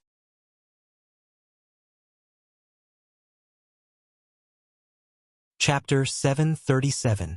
While the Blood Garment Pavilion was preparing their troops and summoning all the forces they could muster, Shui men naturally wouldn't just stand there and do nothing. Forcibly suppressing the fatigue after the fierce battle with Otsutsuki Kagaya, Watergate traced the marks left by Orochimaru and Tsunade and found the 2 who had not participated in the battle in the middle of the battle. They were more like bystanders. Orochimaru-sama, Tsunade-sama. Although he was already the supreme leader of Woodleaf Village, the 2 people standing in front of him were his sensei Jiraiya's teammates. So whether it was from the position of the Sannin or for his own seniority, Watergate was very respectful to address them as Sama, even if Orochimaru was still a traitor of Woodleaf Ninja Village. Yandame-sama, you don't have to be so polite. I'm just a traitor of Woodleaf. The crimes of that year will not be erased in any case. A traitor for a day, a traitor for a lifetime. Now I'm just a traitor of Woodleaf. You don't have to be so polite to a traitor, do you? Orochimaru looked at Minato with a smile on his face. As if he was judging other people, he put a layer of sin on himself. Standing on the side, Tsunade looked at Orochimaru and Watergate, and suddenly felt that she didn't quite understand what was going on with them. As the granddaughter of Woodleaf first Hokage and second Hokage, although Tsunade was not fully exposed to politics, she had a certain understanding of some political tactics and means. Since Watergate directly addressed Orochimaru as Sama just now, it naturally represents Watergate's goodwill to Orochimaru. As long as Orochimaru can go with the flow, Watergate can use his own means to whitewash Orochimaru, and even take advantage of such an opportunity to push Orochimaru to a very high position. From then on, Orochimaru will no longer be a traitor of woodleaf in the ninja world, but the backbone of his own ninja village. After experiencing this period of time with Orochimaru, Tsunade could clearly sense that Orochimaru's previous madness and paranoia seemed to have weakened a lot, and his whole person became wise and farsighted. This kind of wise and calm Orochimaru was actually the original Orochimaru in Tsunade's impression. Tsunade wasn't very clear about what kind of thoughts Orochimaru had in his heart, but thinking about it from her perspective, Tsunade felt that Orochimaru was actually eager to return to woodleaf at this moment. But clearly now that there was a way down, why did Orochimaru himself want to tear down the steps that Watergate deliberately built for him? To himself, seeing Orochimaru's actions, Tsunade was just about to stand up and explain Orochimaru's behavior to Watergate and fight for the opportunity for Orochimaru to return to woodleaf village. But a figure came out of the cave where Orochimaru and Tsunade were hiding and put his hand on Tsunade's shoulder. Tsunade's personality was well known. In the entire ninja world, there was only one person who could put his hand on Tsunade's shoulder and not let her directly explode. That person was Yondaime Hokage, Watergate's master, Jiraiya. Seeing Jiraiya put his hand on her shoulder, Tsunade also instinctively looked at Jiraiya's face. The battle just now made Jiraiya's body extremely tired, but Jiraiya's eyes were not cloudy. Instead, they were somewhat bright. Jiraiya shook his head at Tsunade. Obviously, he wanted to stop Tsunade from saying anything more. If there was anyone in the world who understood Orochimaru, then this person must be Jiraiya. Although he wasn't very clear about what Orochimaru was thinking at this moment, Orochimaru definitely wouldn't say this just to argue with Watergate. After Watergate became Hokage, Jiraiya already knew that Watergate could no longer be the original cheerful, sunny, and extremely gentle Watergate.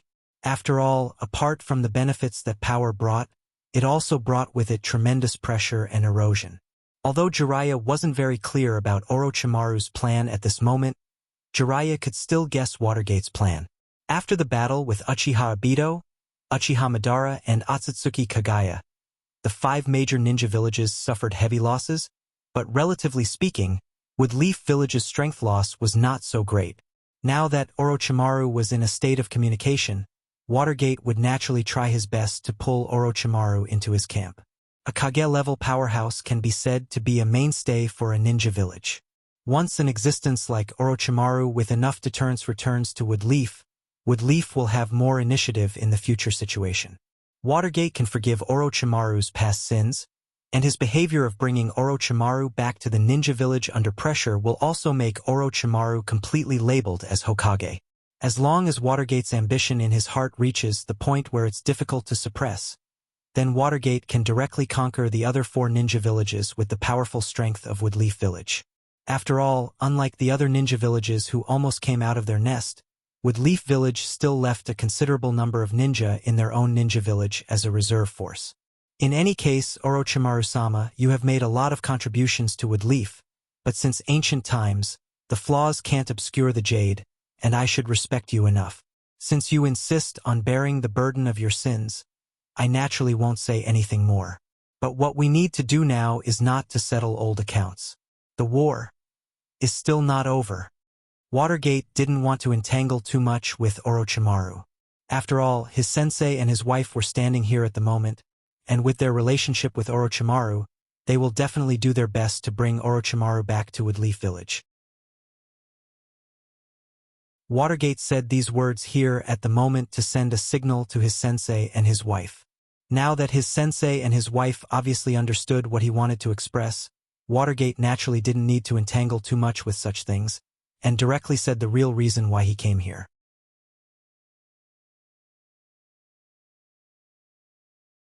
Chapter 738. The war is not over yet? After hearing such news, Tsunade and Jiraiya's eyes were full of disbelief. The 5 great ninja villages united against the Akatsuki organization this time. Although they won now, each of them suffered heavy losses. Moreover, almost every leader of the 5 great shinobi villages has suffered different degrees of injuries. How crazy are they to directly disregard their own existence and continue the war that should have been over? Orochimaru stood on the side, and when he heard the news from Watergate, he still looked calm, and even had a "I knew it" expression in the depths of his eyes. Although Orochimaru wasn't so clear about Sasuke and Nangong's plan, Orochimaru also carefully investigated the situation of internal force cultivators after discovering that Nangong was an internal force cultivator who was very different from ordinary ninja. It was once glorious, and even at a certain time in history, internal force cultivators even surpassed the mainstream existence of ninja in the ninja world. As an internal force cultivator, when he understood that he had such a golden age, but now he could only curl up and hide in the corner of the ninja world, the unwillingness and ambition in his heart burst out and couldn't be suppressed. This is the human heart. So after hearing the news that the war was not over, Orochimaru immediately put such information on Nangong and Sasuke.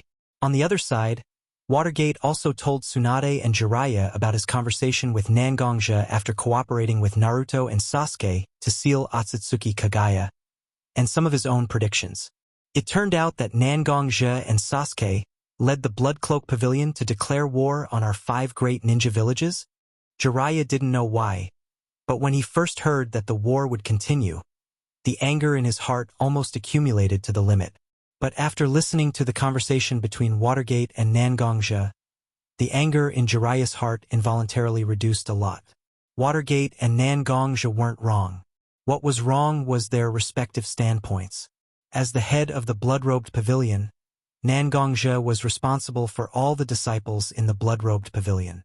Watergate, as the Hokage of the Wood Leaf Village, is responsible for the many ninjas in the entire Wood Leaf Village. Their positions made it impossible for them to trust each other. Since they couldn't trust each other, they could only use the most primitive method, war, to fight for enough benefits for themselves. Standing at the entrance of the cave, Jiraiya, Tsunade, Orochimaru, Watergate, and Naruto stood there, and no one spoke. Just as everyone remained silent, 3 figures walked out of the cave. Terumi, Mei, Gaara, and Ai came out of the cave together. That's right, although Orochimaru and Tsunade didn't participate in the battle for a long time, the 2 of them gathered all the people who were injured in the battle together for treatment. The power of the outer path that invaded the bodies of these 3 Kage because of the previous battle was also eliminated by the joint efforts of Orochimaru and Tsunade after the caster was defeated. Except for Inoki, who was seriously injured and needed some time to recuperate, the other 3 Kage's bodies were almost fine. Everyone, why are you in such low spirits? Looking at the silent 5 people, Terumi Mei looked at them and said, "Every ninja is ready to sacrifice when they become a ninja. Since the Blood-Robed Pavilion wants to fight with us, what's the harm in fighting again? As a ninja, we have never been afraid of fighting." Although Terumi Mei was a female ninja, she was born in the Blood Mist Village. In the Blood Mist era, Terumi Mei was already an outstanding existence among many young ninjas. When it comes to wisdom, even many male ninjas can't compare to Terumi Mei. After hearing the words of the 5th Mizukage, Gaara and Ai, who were standing behind Terumi Mei, also nodded. Obviously, the 3 of them also reached a certain consensus after hearing the information provided by Watergate inside the cave. In that case, let's get rid of the ninjas who contacted their villages and gather again to prepare for the final battle. Looking at the 3 of them, Watergate cupped his hand and said to them.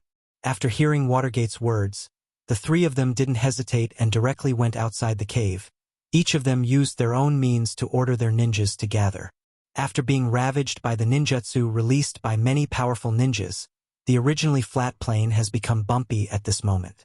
On this bumpy plane, broken bodies and streams of blood can be seen with the naked eye. The breeze brushed by, but it couldn't even bring a little bit of dust because all the dust has been stuck by the sticky blood. In the battlefield, there are obviously 2 groups of people. One group of people is dressed differently. The only thing they have in common is that they all wear a forehead protector with the word ninja written on it.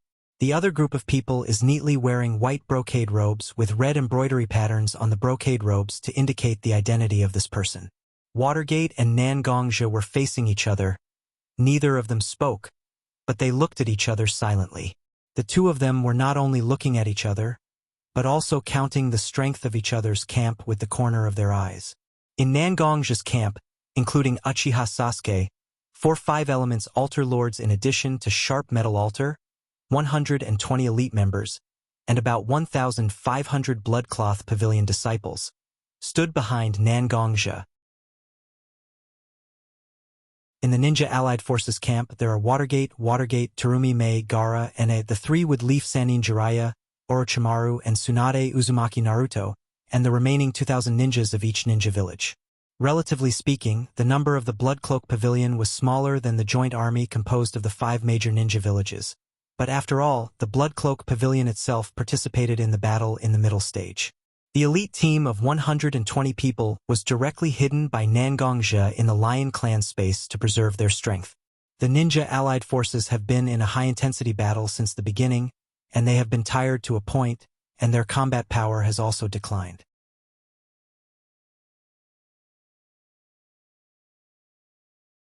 Chapter 739. Although there was a certain gap in numbers, for various reasons, the Ninja Allied Forces formed by the Blood Cloak Pavilion and the 5 major ninja villages had reached a stalemate. On the Ninja Allied Forces side, there were several Kage-level powerhouses, but these powerhouses were all injured. On the other hand, the 4 5-elements altar lords of the Blood Cloak Pavilion were not injured. Using the 4 5-elements altar lords, who were comparable to Kage-level powerhouses, to resist the Sannin and the other 3 Kages, they could barely do it with the help of the Blood Cloak Pavilion's combined attack formation. As long as the disciples of the Blood Cloak Pavilion could defeat the allied forces led by Watergate and Naruto under the leadership of Nangongja and Sasuke, then the Blood Cloak Pavilion would be able to reverse its status in the ninja world and become the world's mainstream existence. Although the current battlefield seemed to be a war started by Nangongja and Watergate, in fact, everything was no longer under the control of Nangongja and Watergate. Now, the problem between the internal cultivators and the ninjas was actually the problem between the classes. Ninjas occupied a large amount of wealth and cultivation resources in the ninja world, while the internal cultivators had power, but they didn't get a share of the benefits generated by the ninja world. Whether it was a ninja or an internal cultivator, the progress of their strength required money and resources. Now, in fact, everyone was protecting their own path and that of their juniors. There was no right or wrong, but they vowed not to give up. Kill! Looking at the Ninja Allied Forces ninjas, Nangongja finally gave the order to attack. Unless an inner force cultivator was able to cultivate sword chi, their attack range was relatively small. Basically, the range of an inner force cultivator's attack was determined by how far their weapon could attack. This was an innate disadvantage of internal cultivators, so when an internal cultivator faced a ninja, the first thing to do was to close the distance between himself and the ninja. With Nangongja's order, the disciples of the Blood Cloak Pavilion also took out their respective weapons and rushed directly toward the Ninja Allied Forces location. Although the Ninja Allied Forces have been exhausted due to the previous battles, they have not lost their fighting ability. Seeing the disciples of the Blood-Robed Pavilion rushing towards them, the ninjutsu-type ninjas in the Ninja Allied Forces also joined together to cast ninjutsu. Earth Escape, Earth Wall. After seeing the disciples of the Bloodcloth Pavilion rushing towards their side, the ninjutsu of the Ninja Allied Forces reacted quickly. The Earth Release ninjas used their signature Earth Release ninjutsu Earth Wall to block the Bloodcloth Pavilion. After the previous battle, the ninjas from different ninja villages in the Ninja Allied Forces also have a certain degree of tacit understanding at this moment. The earthen walls that these ninjas jointly cast weren't mechanically arranged in a row, but they were distributed in a disorderly manner between each other. The earthen walls together formed a maze-like blocking fortification. With these fortifications, they can completely block the charge of the Blood Cloak Pavilion disciples and divide the disciples of the Blood Cloak Pavilion to a certain extent, giving the Ninja Allied Forces an opportunity to defeat the disciples of the Blood Cloak Pavilion one by one. Seeing such a maze formed by earthen walls appearing in front of their route, the 4 5-elements altar lords of the Blood Cloak Pavilion, Nangongja, and Sasuke naturally knew that as long as they want to win, they must not rush into such a maze-like fortification according to the layout of the Ninja Allied Forces and be defeated one by one. The 4 5-elements altar lords of the Blood Cloak Pavilion, Hutu, Aoki, Bishui, and Akame, rushed out of the Blood Cloak Pavilion camp. Each of them had different natures of internal strength, directly accumulating in the weapons in their hands. At this moment, the 4-5 elements altar lords were the sharpest sword of the Blood Cloak Pavilion, rushing towards the fortifications built by the ninja allied forces. Although Earthen Wall itself was a ninjutsu with good defensive power, in the face of the 4-5 elements altar lords of the Blood Cloak Pavilion, Earthen Wall's defensive power alone was not enough to stop them. Crutches, whips, katanas, and boxing gloves. For weapons with different styles, each showing the light of the 4 attributes of earth, wood, water, and fire. The thick earthen wall was not much different from paper in front of the 4 people. When the attacks hit the earthen wall was directly broken. Looking at the earthen wall being broken, the ninja allied forces did not show the slightest sign of panic. Ninja itself was a profession born for combat, and during combat it was also the most suitable state for ninja. Although the earthen wall's best effect was naturally to divide the internal force cultivators of the Blood Cloak Pavilion and give the ninja allied forces a chance to break through one by one, it was now relying on such a ninjutsu to stop the Blood Cloak Pavilion's disciples from attacking, giving the ninja allied forces time to observe and react. In fact, it was not a total loss. The Blood Cloak Pavilion's disciples directly rushed in like a hot knife through butter. Although it did not affect the ninja allied forces' morale, the Blood Cloak Pavilion's disciples' morale directly became higher and higher under the leadership of the 4-5 elements altar lords at this moment. War itself was a kind of competition between people's momentum. The side with high morale would definitely exert more power than the side with low morale or ordinary morale. In order to suppress the Blood Cloak Pavilion's disciples' morale, the ninja allied forces could not sit still and wait for death. Wood Leaf Village's legendary Sanin also directly joined the battle. Before the battle, Nangongja had already analyzed the 4-5 elements altar lord's general level of strength in the ninja allied forces, and he had specified a policy for the 4-5 elements altar lords to contain at least 6 Kage-level ninjas. Now that they saw the Sanin directly joining the battle, the 4-5 elements altar lords were not afraid at all and directly greeted them. Among the Sanin, Jiraiya had suffered a certain amount of injuries because of the previous battle. His current physical state could not even enter Sage mode, and he could only exert 40 to 50% of his strength at most. Tsunade herself was a ninja who mainly used taijutsu as a means of attack. In the face of the exquisite moves of the 4-5 elements altar lords of the Blood Cloak Pavilion, her powerful monster strength could not exert its due power. Needless to say, Orochimaru had positioned himself in the position of an observer. Now, in the battle with the 4-5 elements altar lords of the Blood Cloak Pavilion, he was basically in a state of inaction. Due to various reasons, the Sanin were directly suppressed in a disadvantageous position in the battle against the 4-5 elements altar lords.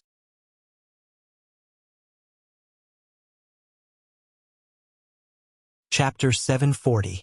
Even the 4-5 elements altar lords didn't expect that such a battle would go so smoothly. The famous Sanin in the shinobi world, whether it's Orochimaru, Jiraiya, or Tsunade at this moment, they were directly suppressed by the 5 elements altar lords of the Blood Cloak Pavilion. Such a situation naturally made the disciples of the Blood Cloak Pavilion very excited. It turned out that the Blood Cloak Pavilion was not inferior to these famous forces in the shinobi world. Seeing that the situation was favorable to his side, Nangongja immediately struck while the iron was hot. He raised the Heaven's Disaster Sword in his hand high and said to the many disciples of the Blood Cloth Pavilion behind him, "Fellow disciples of the Blood Cloth Pavilion, we have been lurking in the ninja world for who knows how many years. Over the years we have endured hardships and endured humiliation. For what? The purpose of this was to allow inner force cultivators to walk openly in front of everyone, to be respected and respected by others. Not to be ridiculed, saying that we internal strength cultivators are inferior to these ninjas." Nangongja's tone was a bit painful, and the slightly heavy tone directly triggered the grievances in the hearts of the disciples of the Blood Cloth Pavilion when they were still not famous and were looked down upon by others. Immediately afterward, Nangongja directly pointed the tip of the Heaven's Disaster Sword at Jiraiya, Tsunade, and Orochimaru, who were fighting with the 4-5 elements altar lords of the Blood Cloth Pavilion, and then said to everyone, "But now let's take a look. The Sannin, who are known as the legends of the ninja world, are still suppressed by us internal strength cultivators. Are the ninjas really stronger than us? Now the facts have brought the answer to this question, that is, we internal strength cultivators do not lose to anyone. In this battle we can only win, not lose. Hearing Nangong's words, the disciples of the Blood Cloth Pavilion were also full of fighting spirit. We can only win, not lose. Let those short-sighted people in the ninja world understand that we internal strength cultivators are not weak. The disciples of the Blood Cloak Pavilion responded to Nangong's words and raised the weapons in their hands. Their eyes were filled with ferocious glints, as if they were ferocious beasts that had broken out of a cage.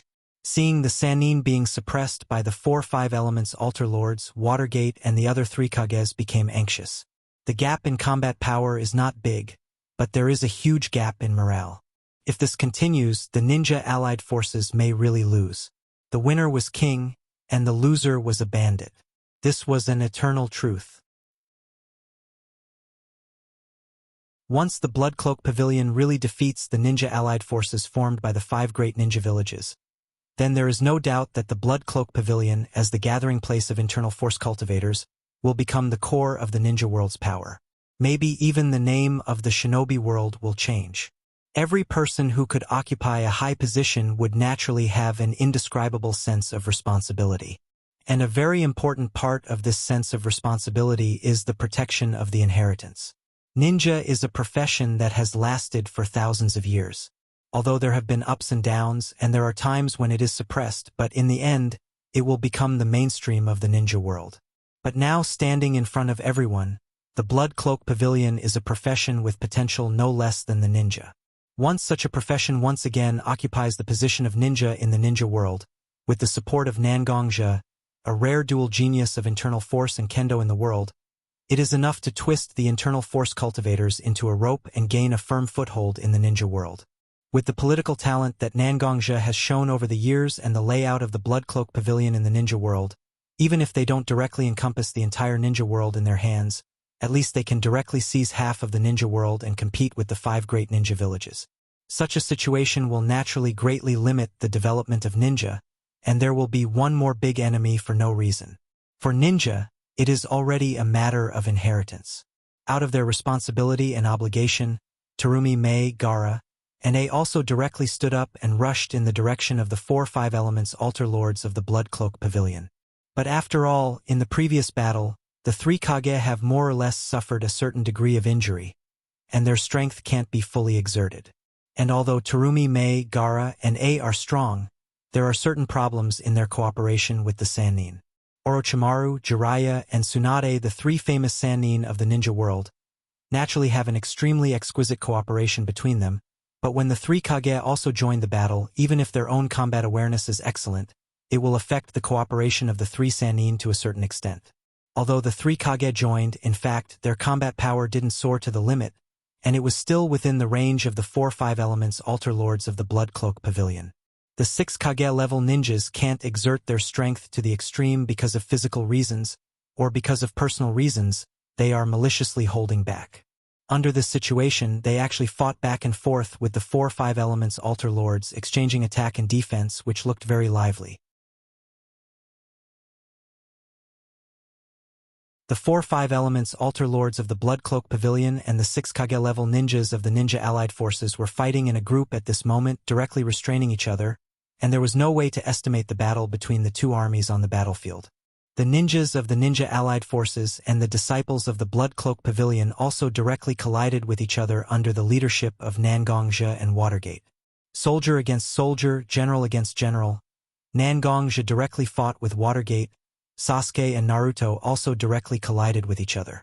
Sasuke and Naruto constantly fought back and forth, but it was obvious that during the battle, Sasuke had been constantly attacking, and Naruto used various means to resolve Sasuke's attacks. It seemed that he had no desire to fight. While Naruto continued to resolve Sasuke's attacks, he also led Sasuke to the periphery of the battlefield. Not long ago, Sasuke and Naruto used their means to seal Otsutsuki Kagaya. Although he and Naruto didn't have the 6 paths of yin and yang power in their bodies, Their life level was far beyond the average ninja and internal force cultivator. Only he could contain Naruto, so Sasuke didn't directly follow Naruto and left the center of the battlefield bit by bit.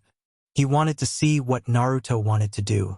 However, Sasuke himself was also a person with a strong character. Even if Naruto said something, it was likely that the two would still solve the problem between them by force.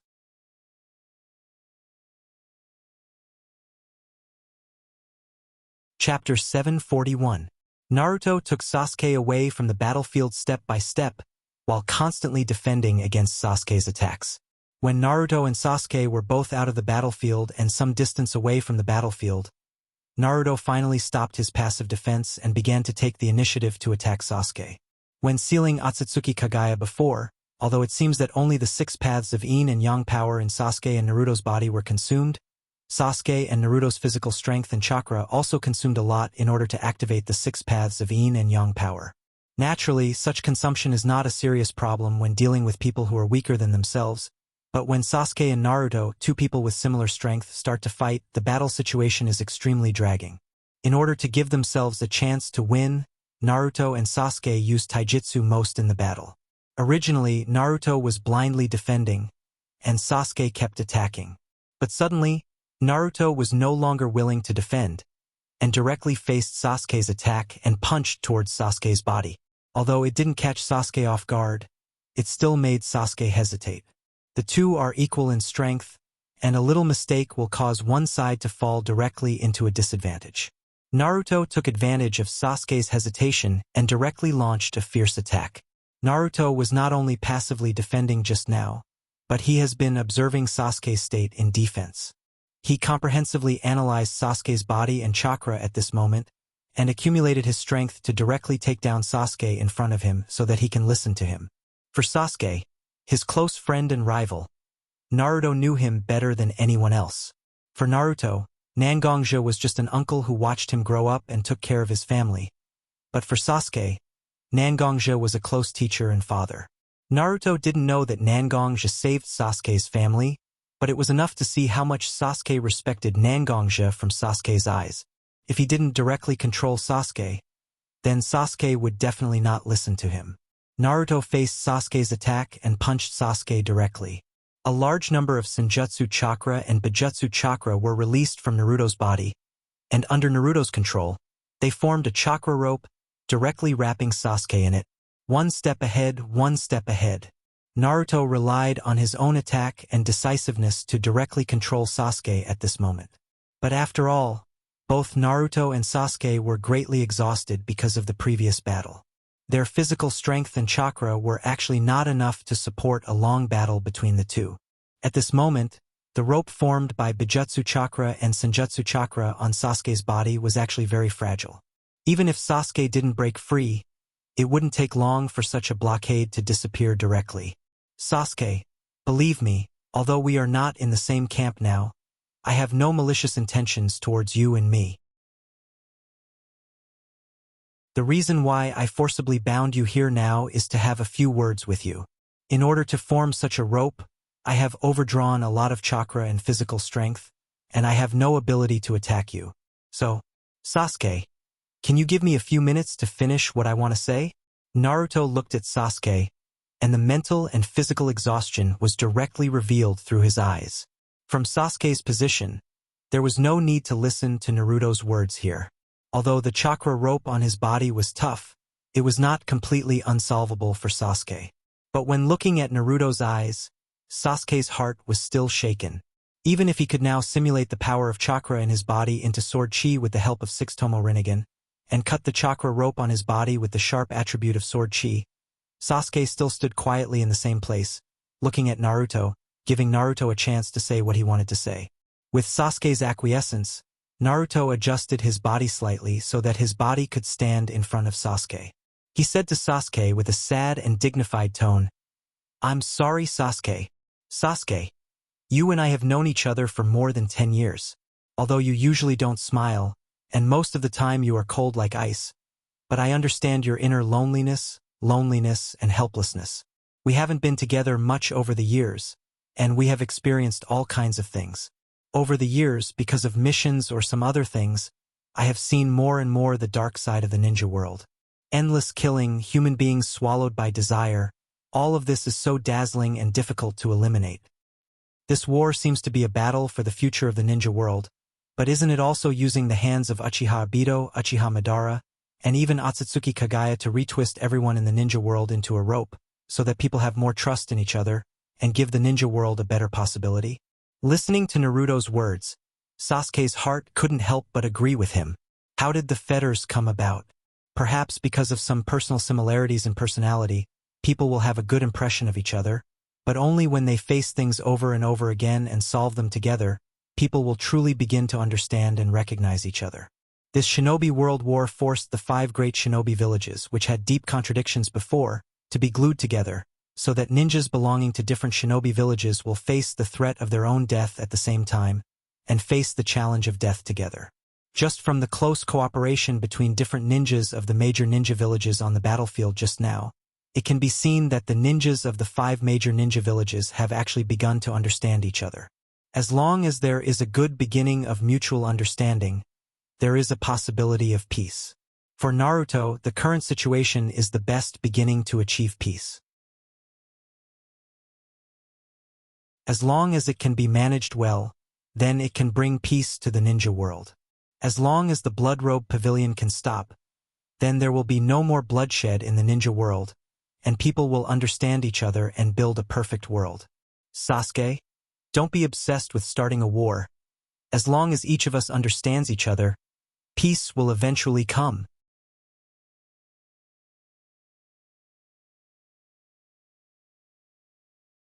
Chapter 742. Peace.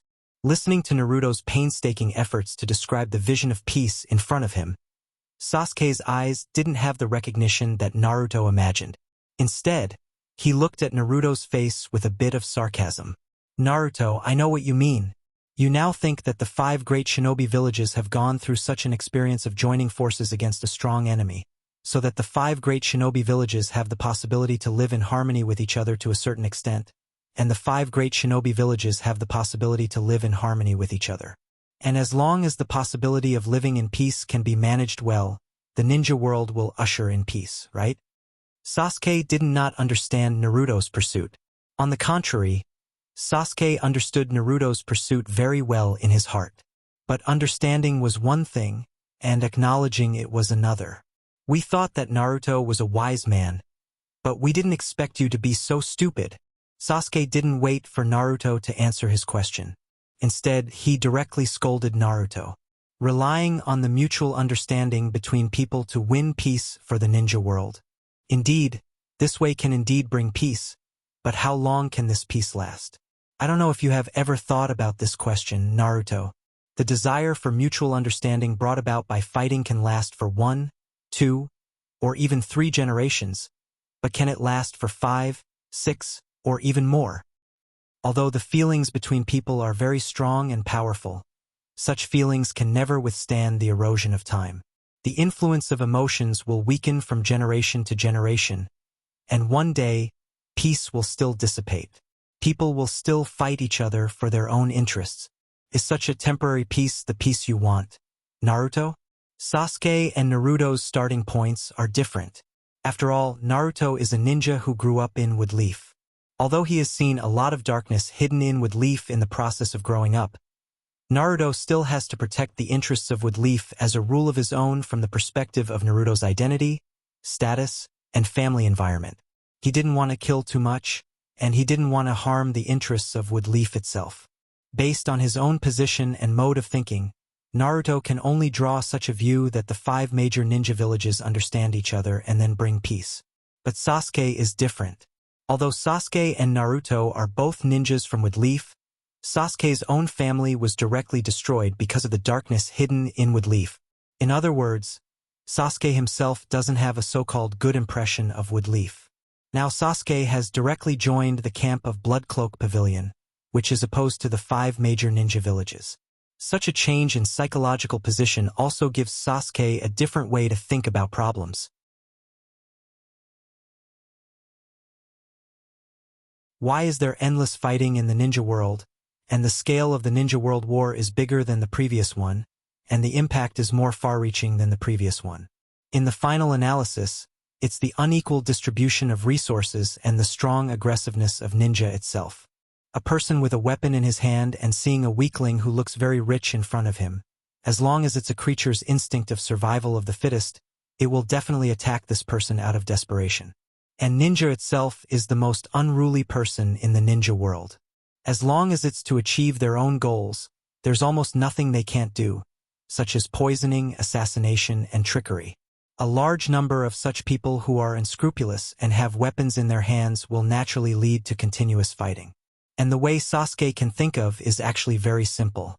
Since he can't change a person's nature, then he can at least take away the weapons in their hands with his own ability, so that they can only have inflated ambitions, but not the ability to put their ambitions into practice. Sasuke is indeed loyal to Nangong, but Sasuke's purpose is not to let Blood Cloak Pavilion unify the ninja world, but to let Blood Cloak Pavilion be the existence of depriving ninjas of weapons in their hands, so that the people who have the power in the ninja world will belong to the same force, directly reducing the possibility of internal friction in the ninja world.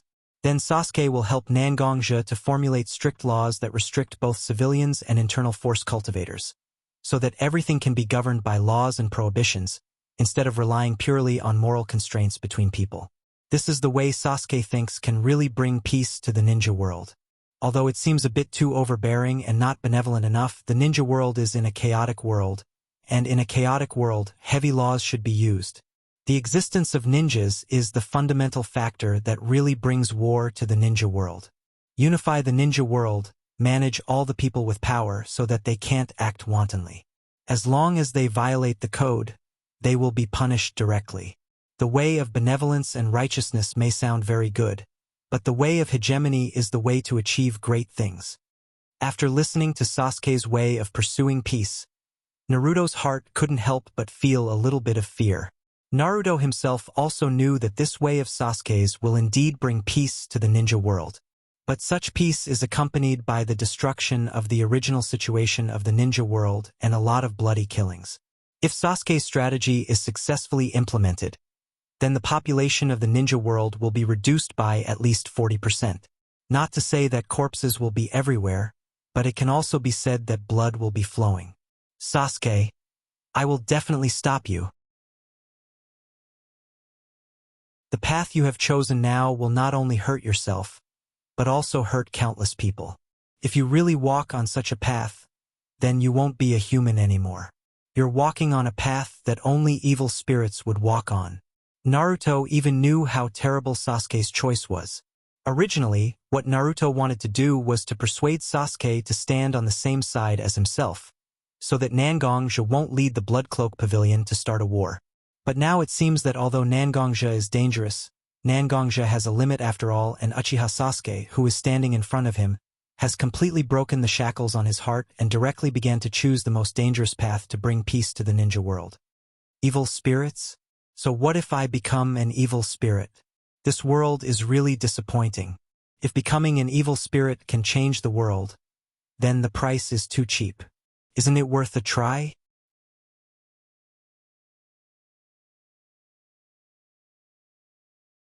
Chapter 743. Both Naruto and Sasuke are kind people. It is precisely because of the kindness in their hearts that Naruto and Sasuke will tirelessly pursue the so-called peace. But there is also a distinction between kindness. Naruto's kindness is equal kindness.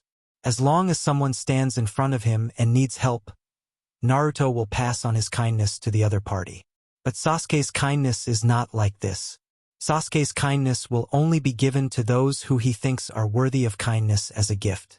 In other words, it is conditional kindness. Between Naruto and Sasuke's kindness, who is better and who is worse, no one can give a correct answer.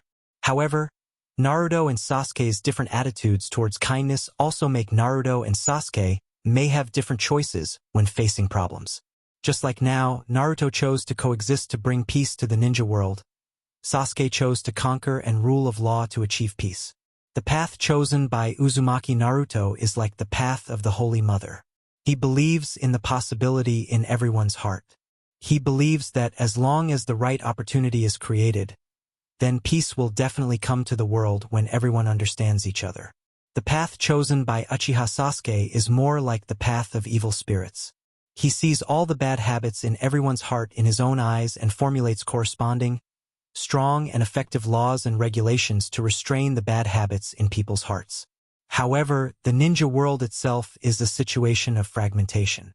Although it is difficult for people to understand each other, it is still possible through some opportunities.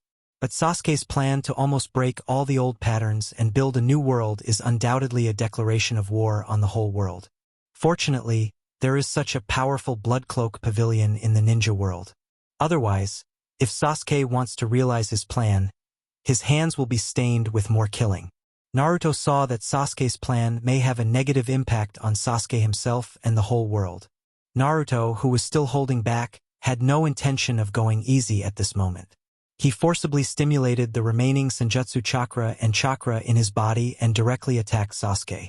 On the main battlefield, the disciples of Blood Cloak Pavilion and the ninjas of the Ninja Allied Forces were also fighting at this moment. As the battle continued, both the Blood Cloak Pavilion and the Ninja Allied Forces suffered a large number of casualties. A large number of Blood Cloak Pavilion disciples and ninjas of the 5 major ninja villages couldn't fight because of serious injuries or deaths. However, the large number of casualties did not make Nangongja and Watergate have any intention of retreating. On the contrary, they became braver as the more they fought, the more they fought, the more they fought, the braver they looked. In the beginning, Minato and Nangongja didn't hold back at all. They directly displayed their most powerful strength. In an instant, the battlefield was almost filled with sword energy and golden light, but after all, Nangongja and Watergate had a lot of energy during the battle with Nangongja and Watergate. Such a high-intensity battle didn't last long. In fact, from the beginning, the two could have directly used such a method to determine the outcome of the battle by relying on skills and wisdom, but after all, the war wasn't a battle between two people. In order to boost the morale of their respective camps and make the people in their camps full of fighting spirit, Nangongja and Watergate used such a seemingly unwise method of attack that consumed a lot of energy. But the battle continued until now, whether it was the disciples of Blood Cloak Pavilion or the ninjas of the 5 major ninja villages. The blood in their hearts has been stimulated. There was no longer a need for Watergate and Nangongja to use such a laborious method to establish the will to fight in their hearts. Watergate and Nangongja naturally returned to such a low-consumption battle mode, where they were always ready to find the opponent's loopholes to attack. Nangong, it's time for you to stop your crazy actions, right? Previously, you said that you didn't believe that the 5 major ninja villages would be willing to share the cake in your mouth with the Blood Cloak Pavilion, so you insisted on competing with the Ninja Allied Forces formed by the 5 major ninja villages to show your muscles. But Nangong, please look at the current battlefield. Whether it is the Ninja Allied Forces or the Blood Cloak Pavilion, there are a lot of casualties at the moment. If this continues, it won't be about showing your muscles to fight for enough benefits for yourself, but it will be about the Blood Cloak Pavilion and the 5 major ninja villages fighting to the death. Is this the result that you want, Nangong? To be honest, Watergate's heart has become anxious now. After all, at this moment, a large number of ninjas are being killed in front of him. Ninjas are not warriors. Ninjas don't need the glory of pioneering new territories. Ninjas only need the benefits in front of them. So before the start of this battle, Watergate deliberately left some Woodleaf ninjas to stay in the Woodleaf village, and crowned these ninjas with an irrefutable reason: to protect the daimyo. To be honest, although the daimyo of the 5 major ninja villages were not useless, they were almost not far away. Most of the time, they were like wage earners, succumbing to the violent mechanisms of the 5 major ninja villages and managing the affairs of the entire country in exchange for their own comfort and luxury. Although the Kage of the 5 major ninja villages didn't think highly of the daimyo of their country, after all, in name, the 5 major ninja villages still belong to the 5 daimyo. No matter what, the 5 major ninja villages must find ways to protect the daimyo of their country. Now that the 5 daimyo are hiding in the Land of Fire, in order to ensure the safety of the 5 daimyo, naturally, the nearest Woodleaf village of the Land of Fire will provide shelter for the 5 daimyo. In this way, Watergate naturally obtained a legitimate reason to preserve the strength of Woodleaf village. Preserving a part of the strength of his own ninja village will undoubtedly make Woodleaf Village the #1 ninja village in the ninja world after the battle. Minato has already made plans after the battle. With Konoha's strength far beyond the other villages, Minato will try his best to maintain the relationship between the 5 Great Shinobi Village Alliance, making Konoha the leader of the 5 Great Shinobi Village Alliance, and making Konoha the leader of the 5 Great Shinobi Village Alliance. Now, Watergate will never allow Nangongja to destroy his plan. After all, if Nangongja continues like this, it is very likely that he will directly kill all the ninjas of the 5 major ninja villages. At that time, although the 5 major ninja villages will no longer be a hindrance, but without the restraint of the major ninja villages, there will be chaos everywhere, and it will be more troublesome.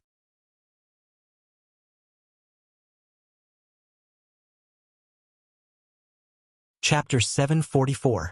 Watergate had his own plans. How could Nangongja not have his own plans? When he was still young, Nangongja's greatest wish was to be able to live with his sister Nangong-ro, and live a carefree life without worrying about food or clothing. But as he grew older, Nangongja found out more and more how difficult it was to realize his seemingly simple wish.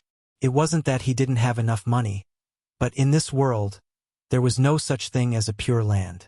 As long as he pursued this wish, then he had no choice but to continuously increase his own strength in order to protect his own life.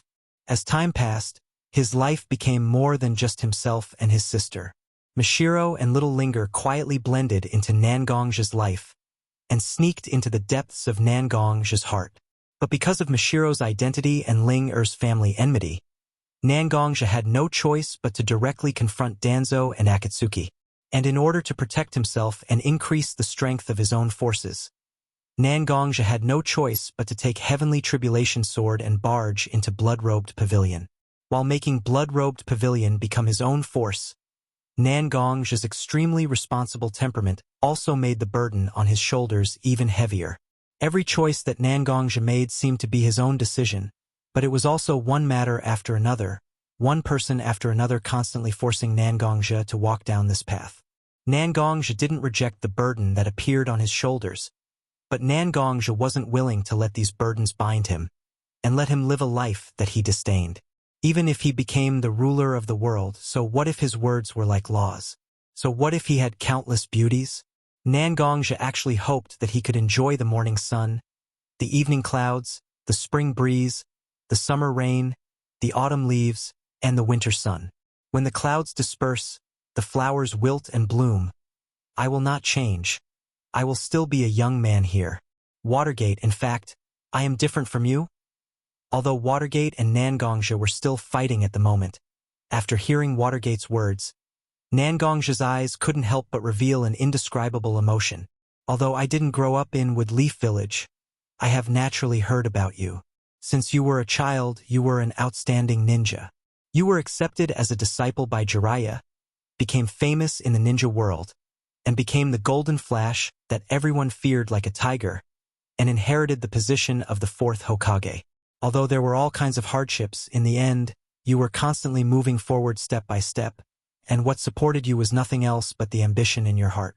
Others said that Namikaze Watergate was a kind person, but if everything he did was carefully analyzed with the greatest malice, wouldn't it be very scheming? The contact with Uzumaki Shinakushina, who was the Nine Tails column force, made him enter the eyes of the Wood Leaf leaders. After Uzumaki Shinakushina was kidnapped, he rescued her at all costs, made her fall in love with him, and directly made the Wood Leaf leaders want to win you over. You are just an orphan, you don't have a Kekkei Genkai, and you don't have any family power. If you want to become stronger and change your destiny, you can only rely on the most powerful force in Konoha, the Hokage clan, and you have obviously succeeded. If I guess correctly, you must have a detailed plan in your heart after the war is over to rely on the power of Woodleaf to put pressure on several other ninja villages, and then make them surrender or even directly become vassals of Woodleaf, right? The 4th Hokage, Namikaze Watergate. As a leader, the first quality he had to possess was to not be stingy in guessing anyone's intentions with his greatest malice. What Nangongja said was his own speculation, but when he heard it in Watergate's ears, it was like a needle piercing his heart. As long as Nangongja said these words loudly and spread to the ears of the other Kage, then no matter how much they believe in his character, they will definitely have concerns about all his actions, and then directly collapse the fragile balance of the war. But Nangongja didn't say these words out loud. Instead, he controlled the volume in a range that only the two of them could hear. For a while, Namikaze Watergate looked at Nangongja with a bit of confusion. This battle may seem like I'm fighting for more living space for the Blood Garment Pavilion, but that's just a secondary goal. If you don't believe me, just watch. With that, Nangongja also directly changed his posture in the process of the battle, neither attacking nor dodging, but simply guiding Watergate's eyes to look around the battlefield, looking at the ninjas and internal force practitioners who were fighting endlessly. For a while, Watergate's heart suddenly had a little understanding. But this clear understanding was also wrapped in a fog, and it was difficult to distinguish. Although this is a bloody battle, Watergate, don't you find that the ninjas of the 5 major ninja villages are more excited and their fighting spirit is more vigorous than before when they fought against Uchiha Obito, Uchiha Madara, and Otsutsuki Kagaya? The more vigorous the fighting spirit is, the more united they will be in their own camp. Now I am giving the ninjas a group a chance, and I am also giving the internal force practitioners a chance. How strong is a ninja's direct killing intent? I don't need to say it, you should be very clear about it. As long as there is a disagreement, ninjas who kill without saying anything is definitely the mainstream of this ninja world.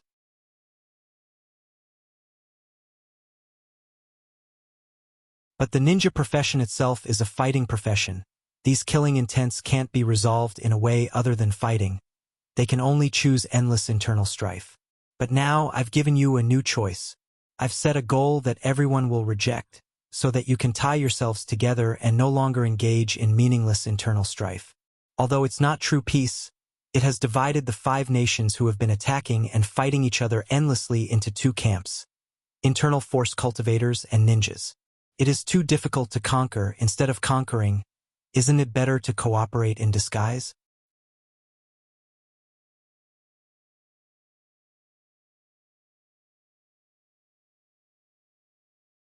Chapter 745. Naruto pursues mutual understanding between people, so that everyone can release their greatest kindness to others, and then give birth to peace between people. Sasuke pursues the emergence of a powerful force above everyone, using absolute rational laws to bind everyone, and by managing the evil in people's hearts to stimulate the good in people's hearts. Minato's goal was to conquer other forces through agreements, alliances, and their own strength. Gradually, through various means, they would eliminate these hidden dangers. Slowly, the world would change quietly.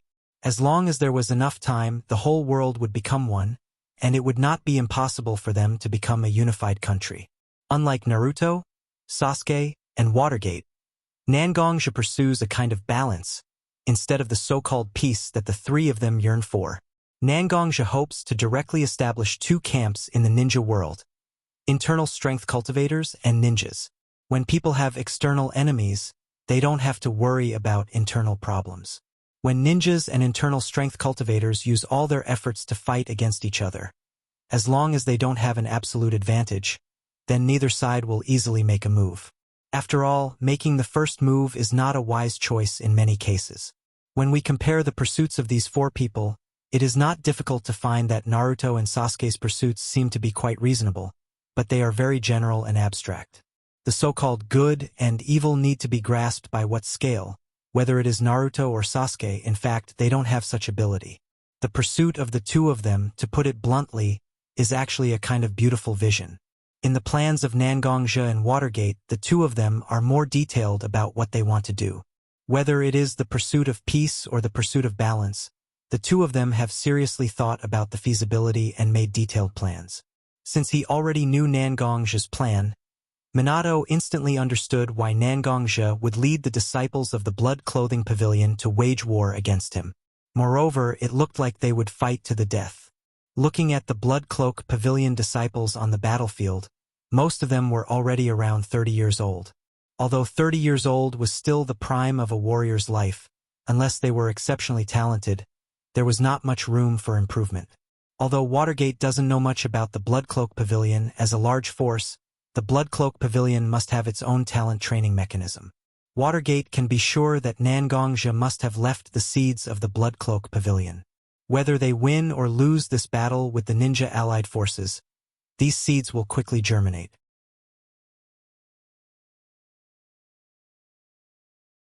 By consuming the existing strength of the Blood Cloak Pavilion, the hatred between the Blood Cloak Pavilion and the ninja allied forces will become stronger because of the killing, and then this hatred will be turned into spring water to water the seeds, making the Blood Cloak Pavilion and the ninja allied forces completely opposite each other.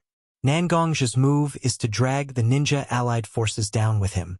As long as you still have to fight, then you will have to act according to my plan. Nangongja's plan is so simple, but it is also impossible to find the possibility of stopping Nangongja. Now, as long as you look around casually on the battlefield, it is not difficult to find that whether it is the internal force cultivator or the ninja, at this moment, their eyes are red, controlled by their inner anger and killing intent. In this situation, even if Watergate directly ordered the ninja allied forces to retreat, it is already impossible. Moreover, the ninja allied forces is not a group led by Watergate, but a group jointly led by the Kage of the 5 major ninja villages. If Watergate casually gives orders, even if the other Kage don't have any conflicts with Watergate on the surface, who can guarantee that in the end, because of this little disharmony, who can guarantee that in the end, Watergate's overall plan will not be directly affected by Watergate's overall plan?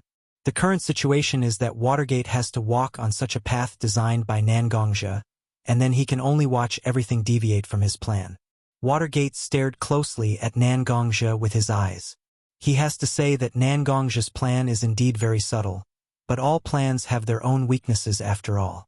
Now, the most important reason why Nangongja's plan is that the two sides on the battlefield are evenly matched, and there are a lot of casualties.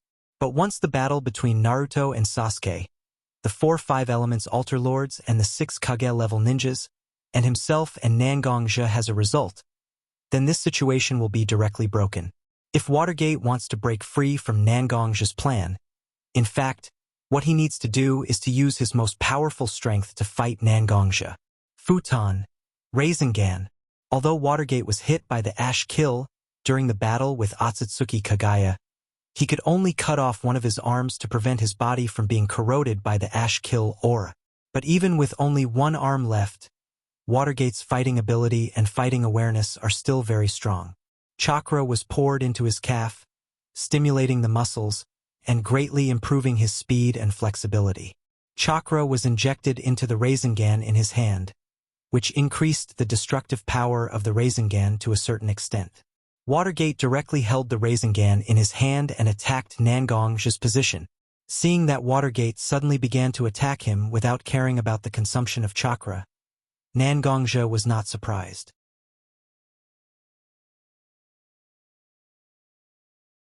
After all, Watergate himself is also an extremely smart and slightly conceited person.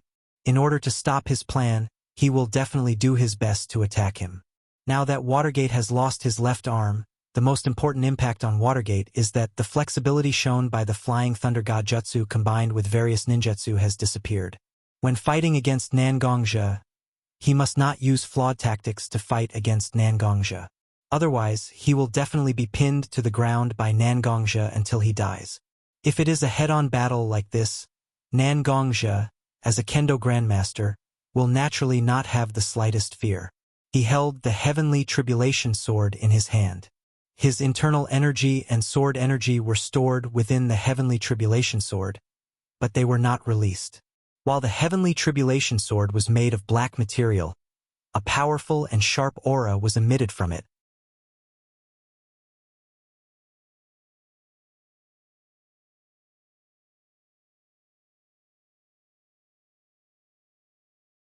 Chapter 746. Inner strength had a certain restraining effect on chakra. It could be considered as a type of energy that was slightly higher than chakra. On the other hand, sword chi was a variant of inner strength. While its aura was sharp, it naturally had a restraining effect on chakra. Nangongja's strength was supported by his vigorous inner strength and the sharp sword chi. If it wasn't for these two types of powerful and unique energy, the remaining sword moves and special abilities wouldn't have been able to display such abilities. His right hand held the sword and the hilt was close to his ear. The narrow dragon-shaped blade was close to Nangong's cheek. It carried a slightly cold aura as it directly transmitted towards Nangong's face. Nangong tightly gripped the dragon-scaled sword hilt. Although it was a little rough, Nangong's heart was filled with familiarity. The cracks on the body of the sword were constantly emitting azure and lustrous blue light intertwined with each other. Left foot in front, right foot behind. Nangong stared closely at Watergate's path of attack. In his mind, he was constantly calculating how to receive Watergate's attacks. As Watergate got closer and closer to himself, Nangong also calculated all the changes in Watergate's moves. Suddenly, the position of his left and right feet changed. His right foot fiercely stomped on the ground below him. Nangong's entire body was like an arrow that left the bow as he directly charged towards Watergate's position. Under Nangong's control, sword chi and inner strength were all concentrated on the tip of the Heaven's Calamity Sword. The brilliant blue color directly left a conspicuous mark in the air. Nangong's shoulder-length hair and the white and red embroidered robe on his body made clanking sounds because of the sudden increase in speed. His left hand turned into a sword finger and gently stroked the Heaven's Calamity Sword in his hand. A gentle stroke seemed to have awakened the Heaven's Calamity Sword. A large amount of light directly bloomed from the cracks on the Heaven's Calamity Sword. Break! Nangong directly sent the Heaven's Calamity Sword out in his hand. It seemed like he didn't use any strength at all. But the moment the Heaven's Calamity Sword was sent out, it directly issued an ear-piercing sound of tearing the air. The Heavenly Tribulation Sword directly pierced towards the Rasengan in Minato's hand. Nangong was aiming at the energy node in the Rasengan. Once such a node is destroyed, the Rasengan will also be destroyed, and even a large amount of chakra will directly disappear in the air. Seeing Nangong directly stabbing towards himself with the sword, Watergate didn't shrink back and continued to attack Nangong. The sword tip and the Rasengan were getting closer and closer. Watergate also directly activated the chakra in his body and directly injected it into the Rasengan in his hand. But when the chakra entered the Rasengan didn't show any signs of expansion. Instead, its aura became quite chaotic. Nangong originally relied on his eyes to determine the energy node, but at this moment, it was directly covered by the chaotic chakra. Seeing Watergate's somewhat inexplicable change, Nangong's heart was full of vigilance. Sure enough, after injecting a large amount of chakra to the Rasengan in his hand, Watergate directly pushed his hand forward. The Rasengan directly broke away from the shackles of his palm and rushed directly towards Nangong's direction. Its attack speed was even faster than Watergate's. It was too late to change his move now. Nangong directly stabbed the Heaven's Calamity Sword in his hand forward, piercing into the Rasengan that had turned into a white sphere. When the Heaven's Calamity Sword was inserted into the Rasengan, Nangong immediately sensed the state of the Rasengan through the body of the Heaven's Calamity Sword. The large amount of chakra that Watergate injected just now actually messed up part of the original way of condensing the Rasengan, but with his own chakra, he separated the messed up part from the normal part. When Nangong directly inserted his Heaven's Calamity Sword into the Rasengan, it also directly broke the balance that Watergate barely maintained. The collision of the positive and negative energy will produce extremely powerful energy. At this moment, Nangong bore the brunt of the impact directly. Reverse Chaos Rasengan. Previously, with the cooperation of Naruto, Watergate used the immortal method, Wind Release. Yin Yang Tai Chi Rasengan, a powerful move. After understanding the principle, Watergate also tried to use a simplified version of Yin Yang Tai Chi in a Rasengan, which is the Reverse Chaos Rasengan, that Nangong was hit by now. The two types of energy maintained a fragile balance. The moment he approached the enemy, he wrapped his own chakra in the Reverse Chaos Rasengan, maintained the temporary balance of the Rasengan, and directly threw the Rasengan in the direction of the enemy. Without the support of the caster, the two types of chakra inside the Rasengan will directly collide and explode when it touches anything. Suffering a huge impact, Nangong was directly hit in the air, but Nangong's reaction was also very fast. He quickly adjusted his body in the air, and the Heaven's Calamity sword in his hand was directly inserted into the ground as a relay point. His whole body somersaulted in the air and stood directly on the ground. Sure enough, Watergate is the inventor of the Rasengan. It was obviously just an A-level ninjutsu, but he directly played with it. After various theories and chakra were integrated into the Rasengan, a brand new ninjutsu was born. It was impossible to guard against, and if you were not careful, you would be hit by it. However, Nangongja himself was also a person with rich combat experience. After seeing that Watergate was likely to be threatened by Watergate's Rasengan, Nangongja directly urged the sword energy and internal force in his body, forming a total of 36 sword energy swords floating behind him. Since Nangongja could condense sword energy swords, Nangongja has been concentrating on studying this kind of attack with great potential. Combining the ancient books in the Bloodcloak Pavilion and his own understanding of swordsmanship, Nangongja also created an attack method that was very suitable for his own sword habits and the nature of his sword energy, sword formation. The 36 sword energy swords floated behind him, constantly changing their position, coinciding with the number of 36 heavenly spirits. It was full of a mysterious aura, making it difficult for people to see the changes.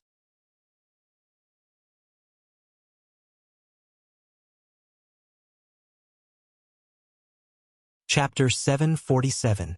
A light flashed in Nangongja's eyes as he quickly observed the current state of Minato's body as well as his surroundings. He held the Heaven's Disaster Sword in his right hand and placed 2 of his fingers in front of his chest. Seizing the opportunity, he pointed his right hand in front of him and issued an order. Go! The moment Nangongja's order sounded, the constantly changing 36 sword chi swords floating behind Nangongja directly rushed in the direction of Watergate under Nangongja's control. Each of the 36 sword chi swords contained Nangongja's understanding of swordsmanship.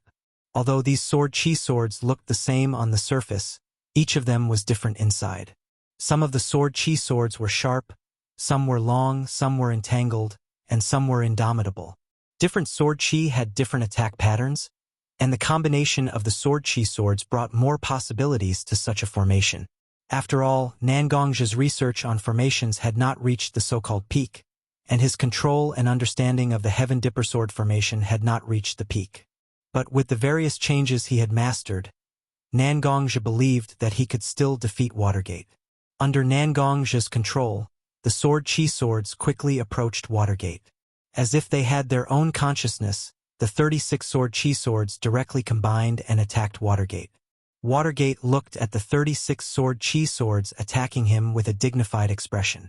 After all, Watergate saw with his own eyes the magical power of these sword chi swords under Nangongja's control in the space gap and when he fought against Otsutsuki Kagaya. Now that Nangongja controlled the 36 sword chi swords to attack Watergate, and they seemed to have some unknown changes, Watergate instinctively became vigilant and serious. Watergate took out a flying thunder god kunai from his back. After confirming that he had seen the trajectory of the 36 sword chi swords, he directly threw the flying thunder god kunai in his hand.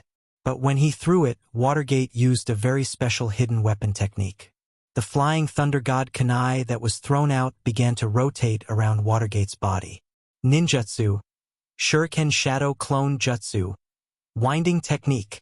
Although one of Watergate's arms was destroyed, the Shuriken Shadow Clone Jutsu was a relatively simple ninjutsu that Watergate was very familiar with. He could still use it in front of him in the form of a one-handed hand seal. The sound of explosions continued to sound, and the flying thunder god kunai directly appeared in the air out of thin air, and they also rotated around his body according to the winding technique that Watergate just used. Go! Watergate saw the opportunity and directly kicked a flying thunder god kunai, and the flying thunder god kunai instantly flew away under the great force of Watergate's foot. With the sound of breaking the air, the flying thunder god kunai directly rushed in the direction of the sword chi swords at a fast speed, and if the sword chi swords continued to fly along their own trajectory, they would be directly hit. Although Watergate didn't know much about the so-called formation, Watergate could find that when the 36 sword chi swords approached him and rotated around his body, there was a faint connection between these swords. Watergate could feel an extremely great sense of crisis from the combination of the 36 sword chi swords, but Watergate also understood through such a connection that as long as he could break one of the swords, the connection between the 36 sword chi swords would also be directly destroyed. Once the connection was destroyed, the 36 sword chi swords would become ordinary swords condensed from sword chi and internal strength. At that time, Watergate would have enough confidence to deal with these swords. Nangongzhi clearly controlled one of the sword chi swords in the sword formation that was about to be attacked by Watergate, but he didn't panic at all. Since Nangongzhi dared to use such a move, he naturally remembered the advantages and disadvantages of his move. The sword chi swords weren't so fragile. When he fought with Otsutsuki Kagaya before, it seemed that his sword chi swords would be directly destroyed as long as they were attacked with enough power, but that was also because the number of sword chi swords was too large, and Nangongzhi didn't have enough mental strength to control so many sword chi swords. Now, Nangongzhi only needed to control 36 sword chi swords. If he couldn't control them flexibly in such a situation, then Nangongzhi wouldn't be able to use the sword chi swords for so many years. If Watergate integrated his own various understandings into the wind-release ninjutsu Rasengan, then Nangongzhi's application of sword chi was rich to a terrifying extent. Both of them had extremely deep research in their own areas of expertise. The current battle was a competition between Nangongzhi and Watergate's ability to adapt to changing situations. The flying thunder god Kanai directly rushed toward the sword chi swords with a whistling sound, but Nangongzhi didn't control the sword chi swords to dodge. Instead, he still let the sword chi swords maintain their original trajectory. Now that the Heavenly Dipper sword formation had just been set up, although each sword chi swords had established a connection with each other, it still lacked a little time to accumulate. At this time, the position of the sword chi swords was actually a kind of destruction to the sword formation, so Nangongzhi could only let Watergate attack his sword chi swords. But such a very obvious flaw, Nangongzhi naturally didn't study it. After countless experiments, Nangongzhi has mastered a very subtle way to resist the attacks of others on his sword chi swords. However, such an operation requires extremely precise control to be performed, otherwise, it is very likely to be self-defeating. This was the first time Nangongzhi used such a skill in a battle. Although he was very confident, he was also prepared for failure. He held the Heaven's Retribution sword tightly in his hand. Now scatter! Seeing Watergate's flying thunder god Kanai approaching his sword chi swords infinitely, Nangongzhi's spirit was also highly concentrated. He saw the opportunity and directly displayed the skill he had honed.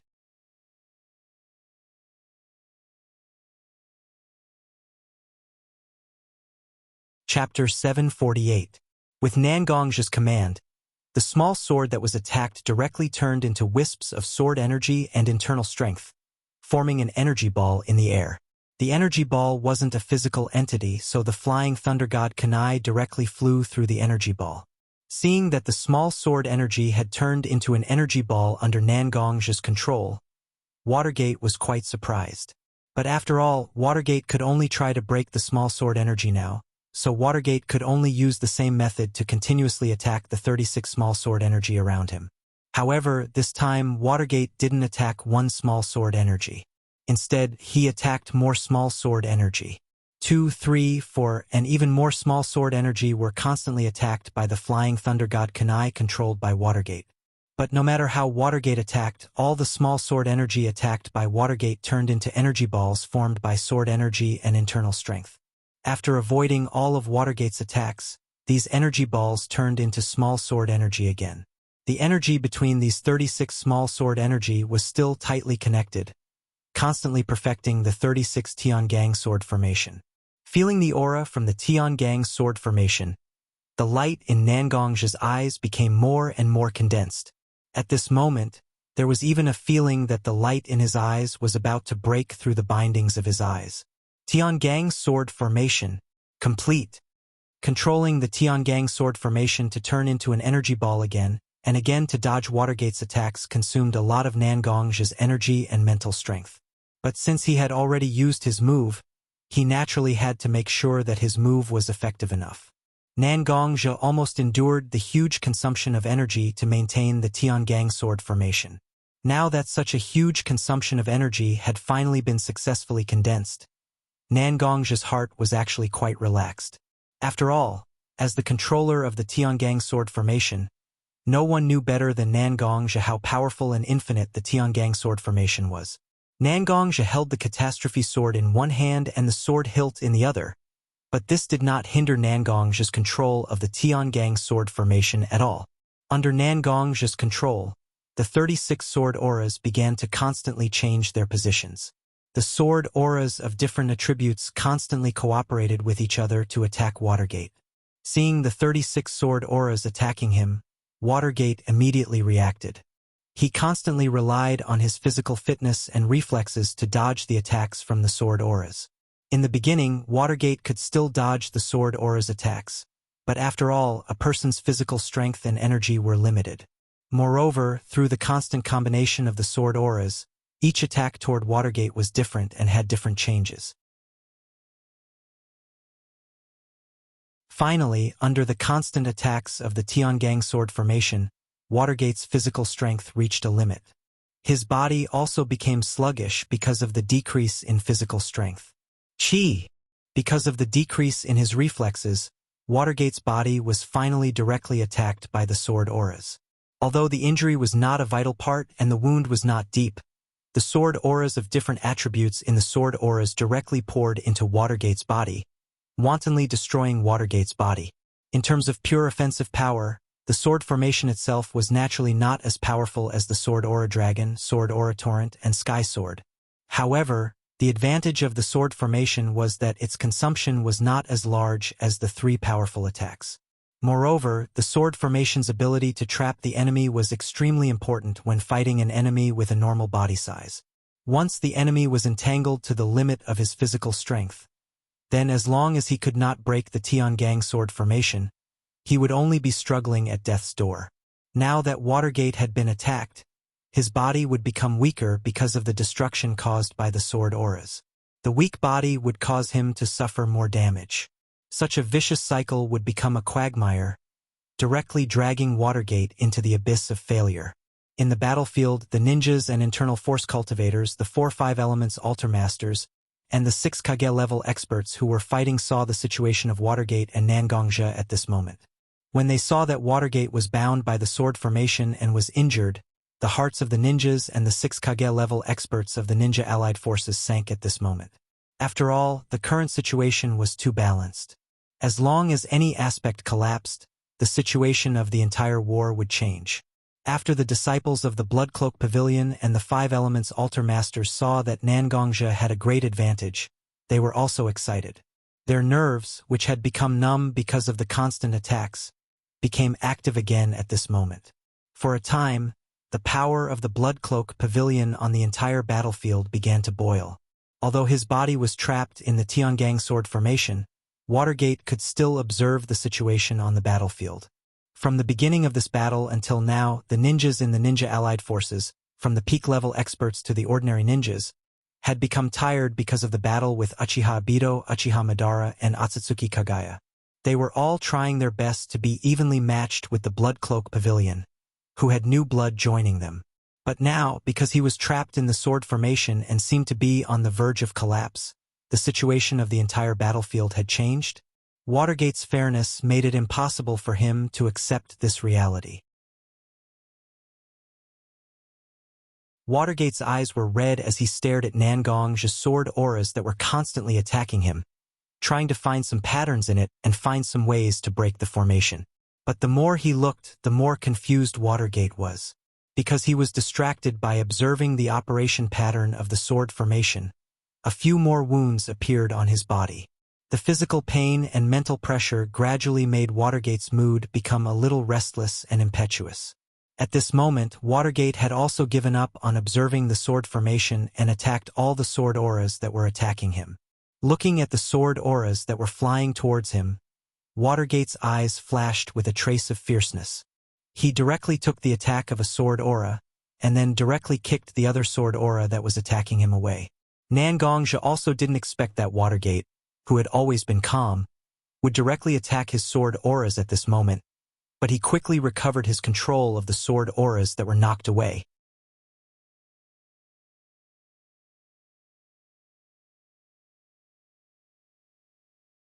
Chapter 749. Although Watergate only did this out of anger, after Watergate kicked away a small sword, he saw a scene that he didn't expect. After the small sword was kicked away by Watergate, it actually collided with another small sword. When the two small swords collided, they actually left a scratch on each other's body.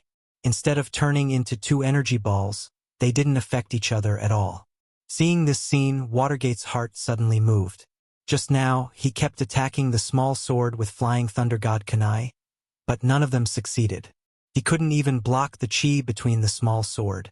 But now, it seemed like even though Nangongja could control the small sword aura and turn it into a ball of energy made up of sword aura and internal strength to allow ordinary attacks to penetrate it, this ability seemed to be ineffective in the face of attacks from the small sword aura of the same origin.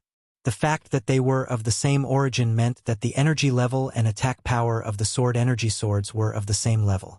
According to what was said before, the 36 sword energy swords contained Nangongja's understanding of the way of the sword.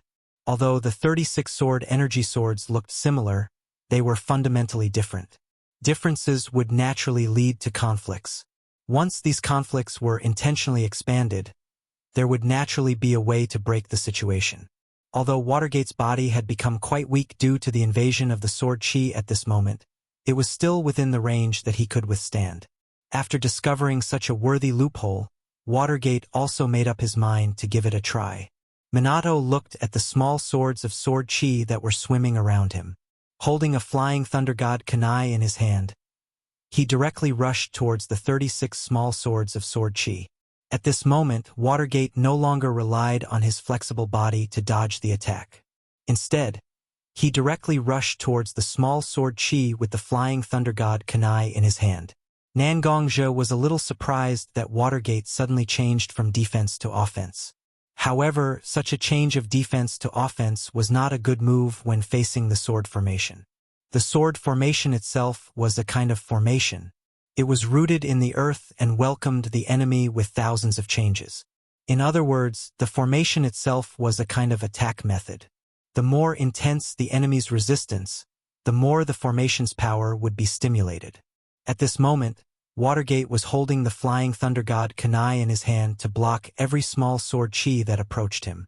Although it did not directly destroy the Tiangang sword formation, it brought a certain amount of pressure to Nangongja, who was controlling the Tiangang sword formation, who had consumed a lot of energy. Watergate was attacking with his Flying Thunder God Kunai. Nangongja was also controlling the Tiangang sword formation to constantly attack Watergate. Now the two of them were riding a tiger and there was no way to stop. In order to end this battle, one of them must lose the ability to fight. However, compared to Watergate, Nangongja still had his own advantages. After all, the Tiangang sword formation was a long-range attack method. Although it caused a certain amount of physical strength and energy consumption to Nangongja, it did not touch the root of the attack. From the beginning to the end, Nangongja had reserved some strength to protect himself. Watergate was different. At this moment, because he lost one of his arms, Watergate could not use many ninjutsu. The strongest ninjutsu he could use at this time was Rasengan, but the attack range of Rasengan itself was also greatly limited. Even if Watergate desperately used chakra to maintain the stability of Rasengan, the Rasengan could only extend about 30 centimeters forward at most. Such a distance was not very significant when fighting against a flexible existence like the Tiangang sword formation, and it would cause a lot of energy consumption. Being in the middle of the Tiangang sword formation, which had a powerful offensive ability, any small mistake would allow the Tiangang sword formation to take advantage of the loophole and attack his body. In comparison, the danger that Minato was facing was much greater than that of Nangongja. Watergate's slightly reckless frontal attack had a negative effect on Watergate. After the number of collisions with the sword chi sword increased, Watergate's physical strength obviously decreased again. The sword chi sword constantly left wounds on Watergate's body. At this moment, Watergate's body was almost completely covered in blood, with a dark red color. If it weren't for the fact that Watergate's physical strength as a Kage-tier expert was far superior to ordinary people, he would have directly fallen to the ground, unable to move. Looking at the increasing number of wounds on Watergate's body, Nangongja's heart couldn't help but tighten. After all, Nangong's original plan was only to let the internal force practitioners and ninjas reach a nearly balanced opposition, letting the two compete and cooperate to promote the development of the whole world and make the world more stable. However, if he really killed Watergate here, then the relationship between the ninjas and the internal force practitioners would no longer be in a competitive relationship, but an irreconcilable one. This would definitely disrupt his overall plan, so he was a little hesitant when he made the move. Although Nangongja didn't want to directly kill Watergate, for Watergate, the Blood Cloak Pavilion represented by Nangongja was a huge stumbling block in his plan. After all, internal force practitioners and ninjas were not in the same system at all, and their attitudes and values were very different. Even if Nangongja really retreated and agreed to his conditions, the Blood Cloak Pavilion was still a ticking time bomb that could explode at any time. If possible, he wanted to eradicate the internal force practitioners as much as possible. The internal force practitioners themselves were the remnants of the historical flood, and they had only survived to this day by chance. Since they were garbage, naturally, he would have to clean them up properly. It was really not a good thing to always stay here and be an eyesore. After noticing that Nangong's sword attack had slowed down a little, Watergate also seized the opportunity extremely quickly. He directly threw the flying thunder god kunai in his hand directly to attract Nangong's attention, and then one of his hands gently brushed the ridge of a small sword. A black rune appeared on the sword for a moment, then disappeared again. After completing such a secret action, Watergate also immediately adjusted his posture. He stood in the middle of the Tiangang sword formation and looked at Nangongja, who was standing not far in front of him. His eyes looked at Nangongja as if he was facing death calmly.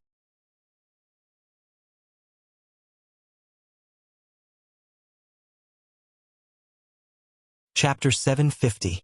Chief Nangongjan, I know your purpose, and you should also know mine. People who walk different paths cannot make plans together. You and I have chosen two different paths, so we naturally have to be prepared to fight to the death. Now you are hesitating to attack me, but I won't relax just because I attack you. Since you want to fight, then fight with all your strength. Otherwise, won't you lose the title of Chief of the Bloodcloth Pavilion and Ninja World? Looking at Nangongjan, Watergate said as if he was facing death. Before Nangongjan became the Chief of the Bloodcloth Pavilion, he was a swordsman. For his own purpose, a little hesitation was forgivable for Nangongjan, but as a swordsman, when fighting, his heart was full of intrigue, and it was dusty for his sword heart. Sometimes, ninjas and internal force cultivators were very flexible people, especially Nangongjan, who had experience as a ninja. Although he didn't admire the unscrupulous methods used by ninjas to achieve their goals, he didn't reject it either. Nangongjan himself also used a lot of slightly sinister moves when fighting with others. But even if the moves were sinister, Nangongjan still had a clear conscience, because he was almost omnipotent in battle, and he didn't let down the long sword in his hand. But now, Nangongjan's heart was full of his own plan.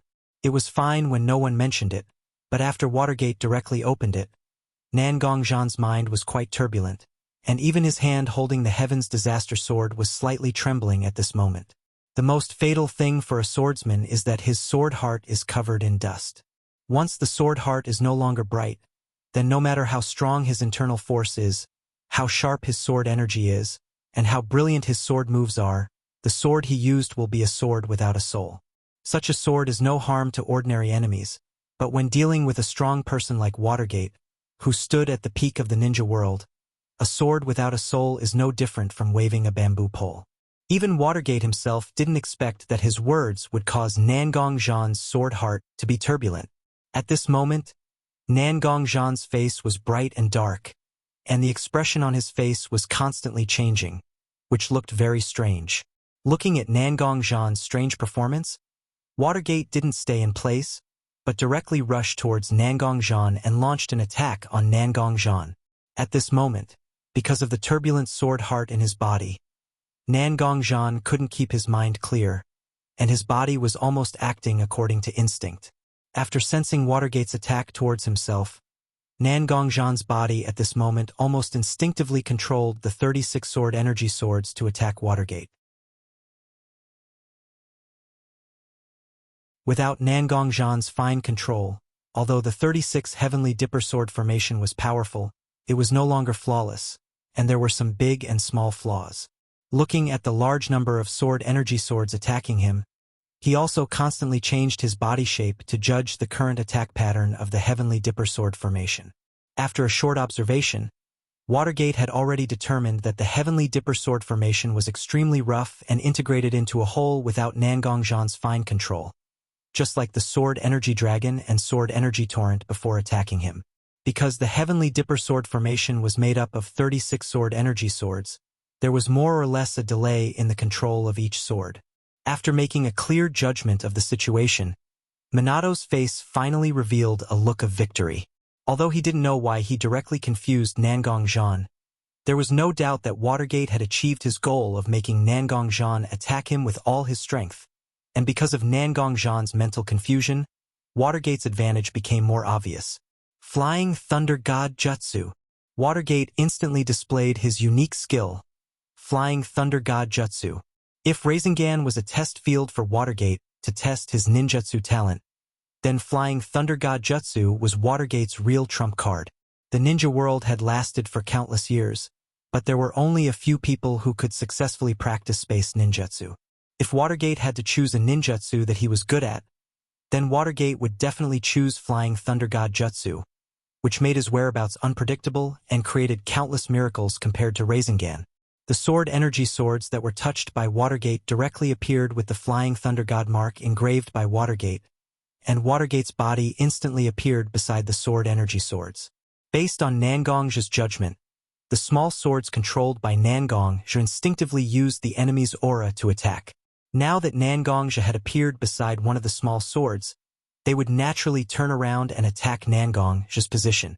Just when all these sword energy swords turned around to attack Watergate, Watergate saw one of them, and quickly engraved his Flying Thunder God mark on the sword ridge, and then immediately used Flying Thunder God Jutsu to come to the place where he used Shadow Clone Shuriken Jutsu. At this moment, it was already too late for the small swords to change the direction of their attacks. The first small sword that had been engraved with the Flying Thunder God imprint by Watergate was directly torn to shreds by the many small swords with different characteristics. After seeing that the sword energy swords were directly destroyed instead of turning into a ball of energy to dodge the attack like before, Watergate finally confirmed that his attack method was effective. As a result, he repeated the same trick again and again. He would come to the side of the Flying Thunder God imprint. Then he would grab a sword and inscribe the Flying Thunder God imprint on it. After that, he would use the Flying Thunder God imprint to come to his Flying Thunder God kunai and wait for the next action. Although there were 36 sword energy swords under the constant self-attack, such a number was really not enough. Within a few minutes, the Tiangang sword formation that originally imprisoned Watergate with brilliant power was only left with 3 shaky sword energy swords floating in the air. Without the almost perfect cooperation and the traction of chi between each other, a few sword energy swords were really not enough to catch Watergate's attention. Watergate suddenly sped up and directly came to the side of the 3 sword energy swords. Reaching out his hand, Watergate crushed the 3 sword energy swords. You're tuning in to the Legend of the Vagabond YouTube channel.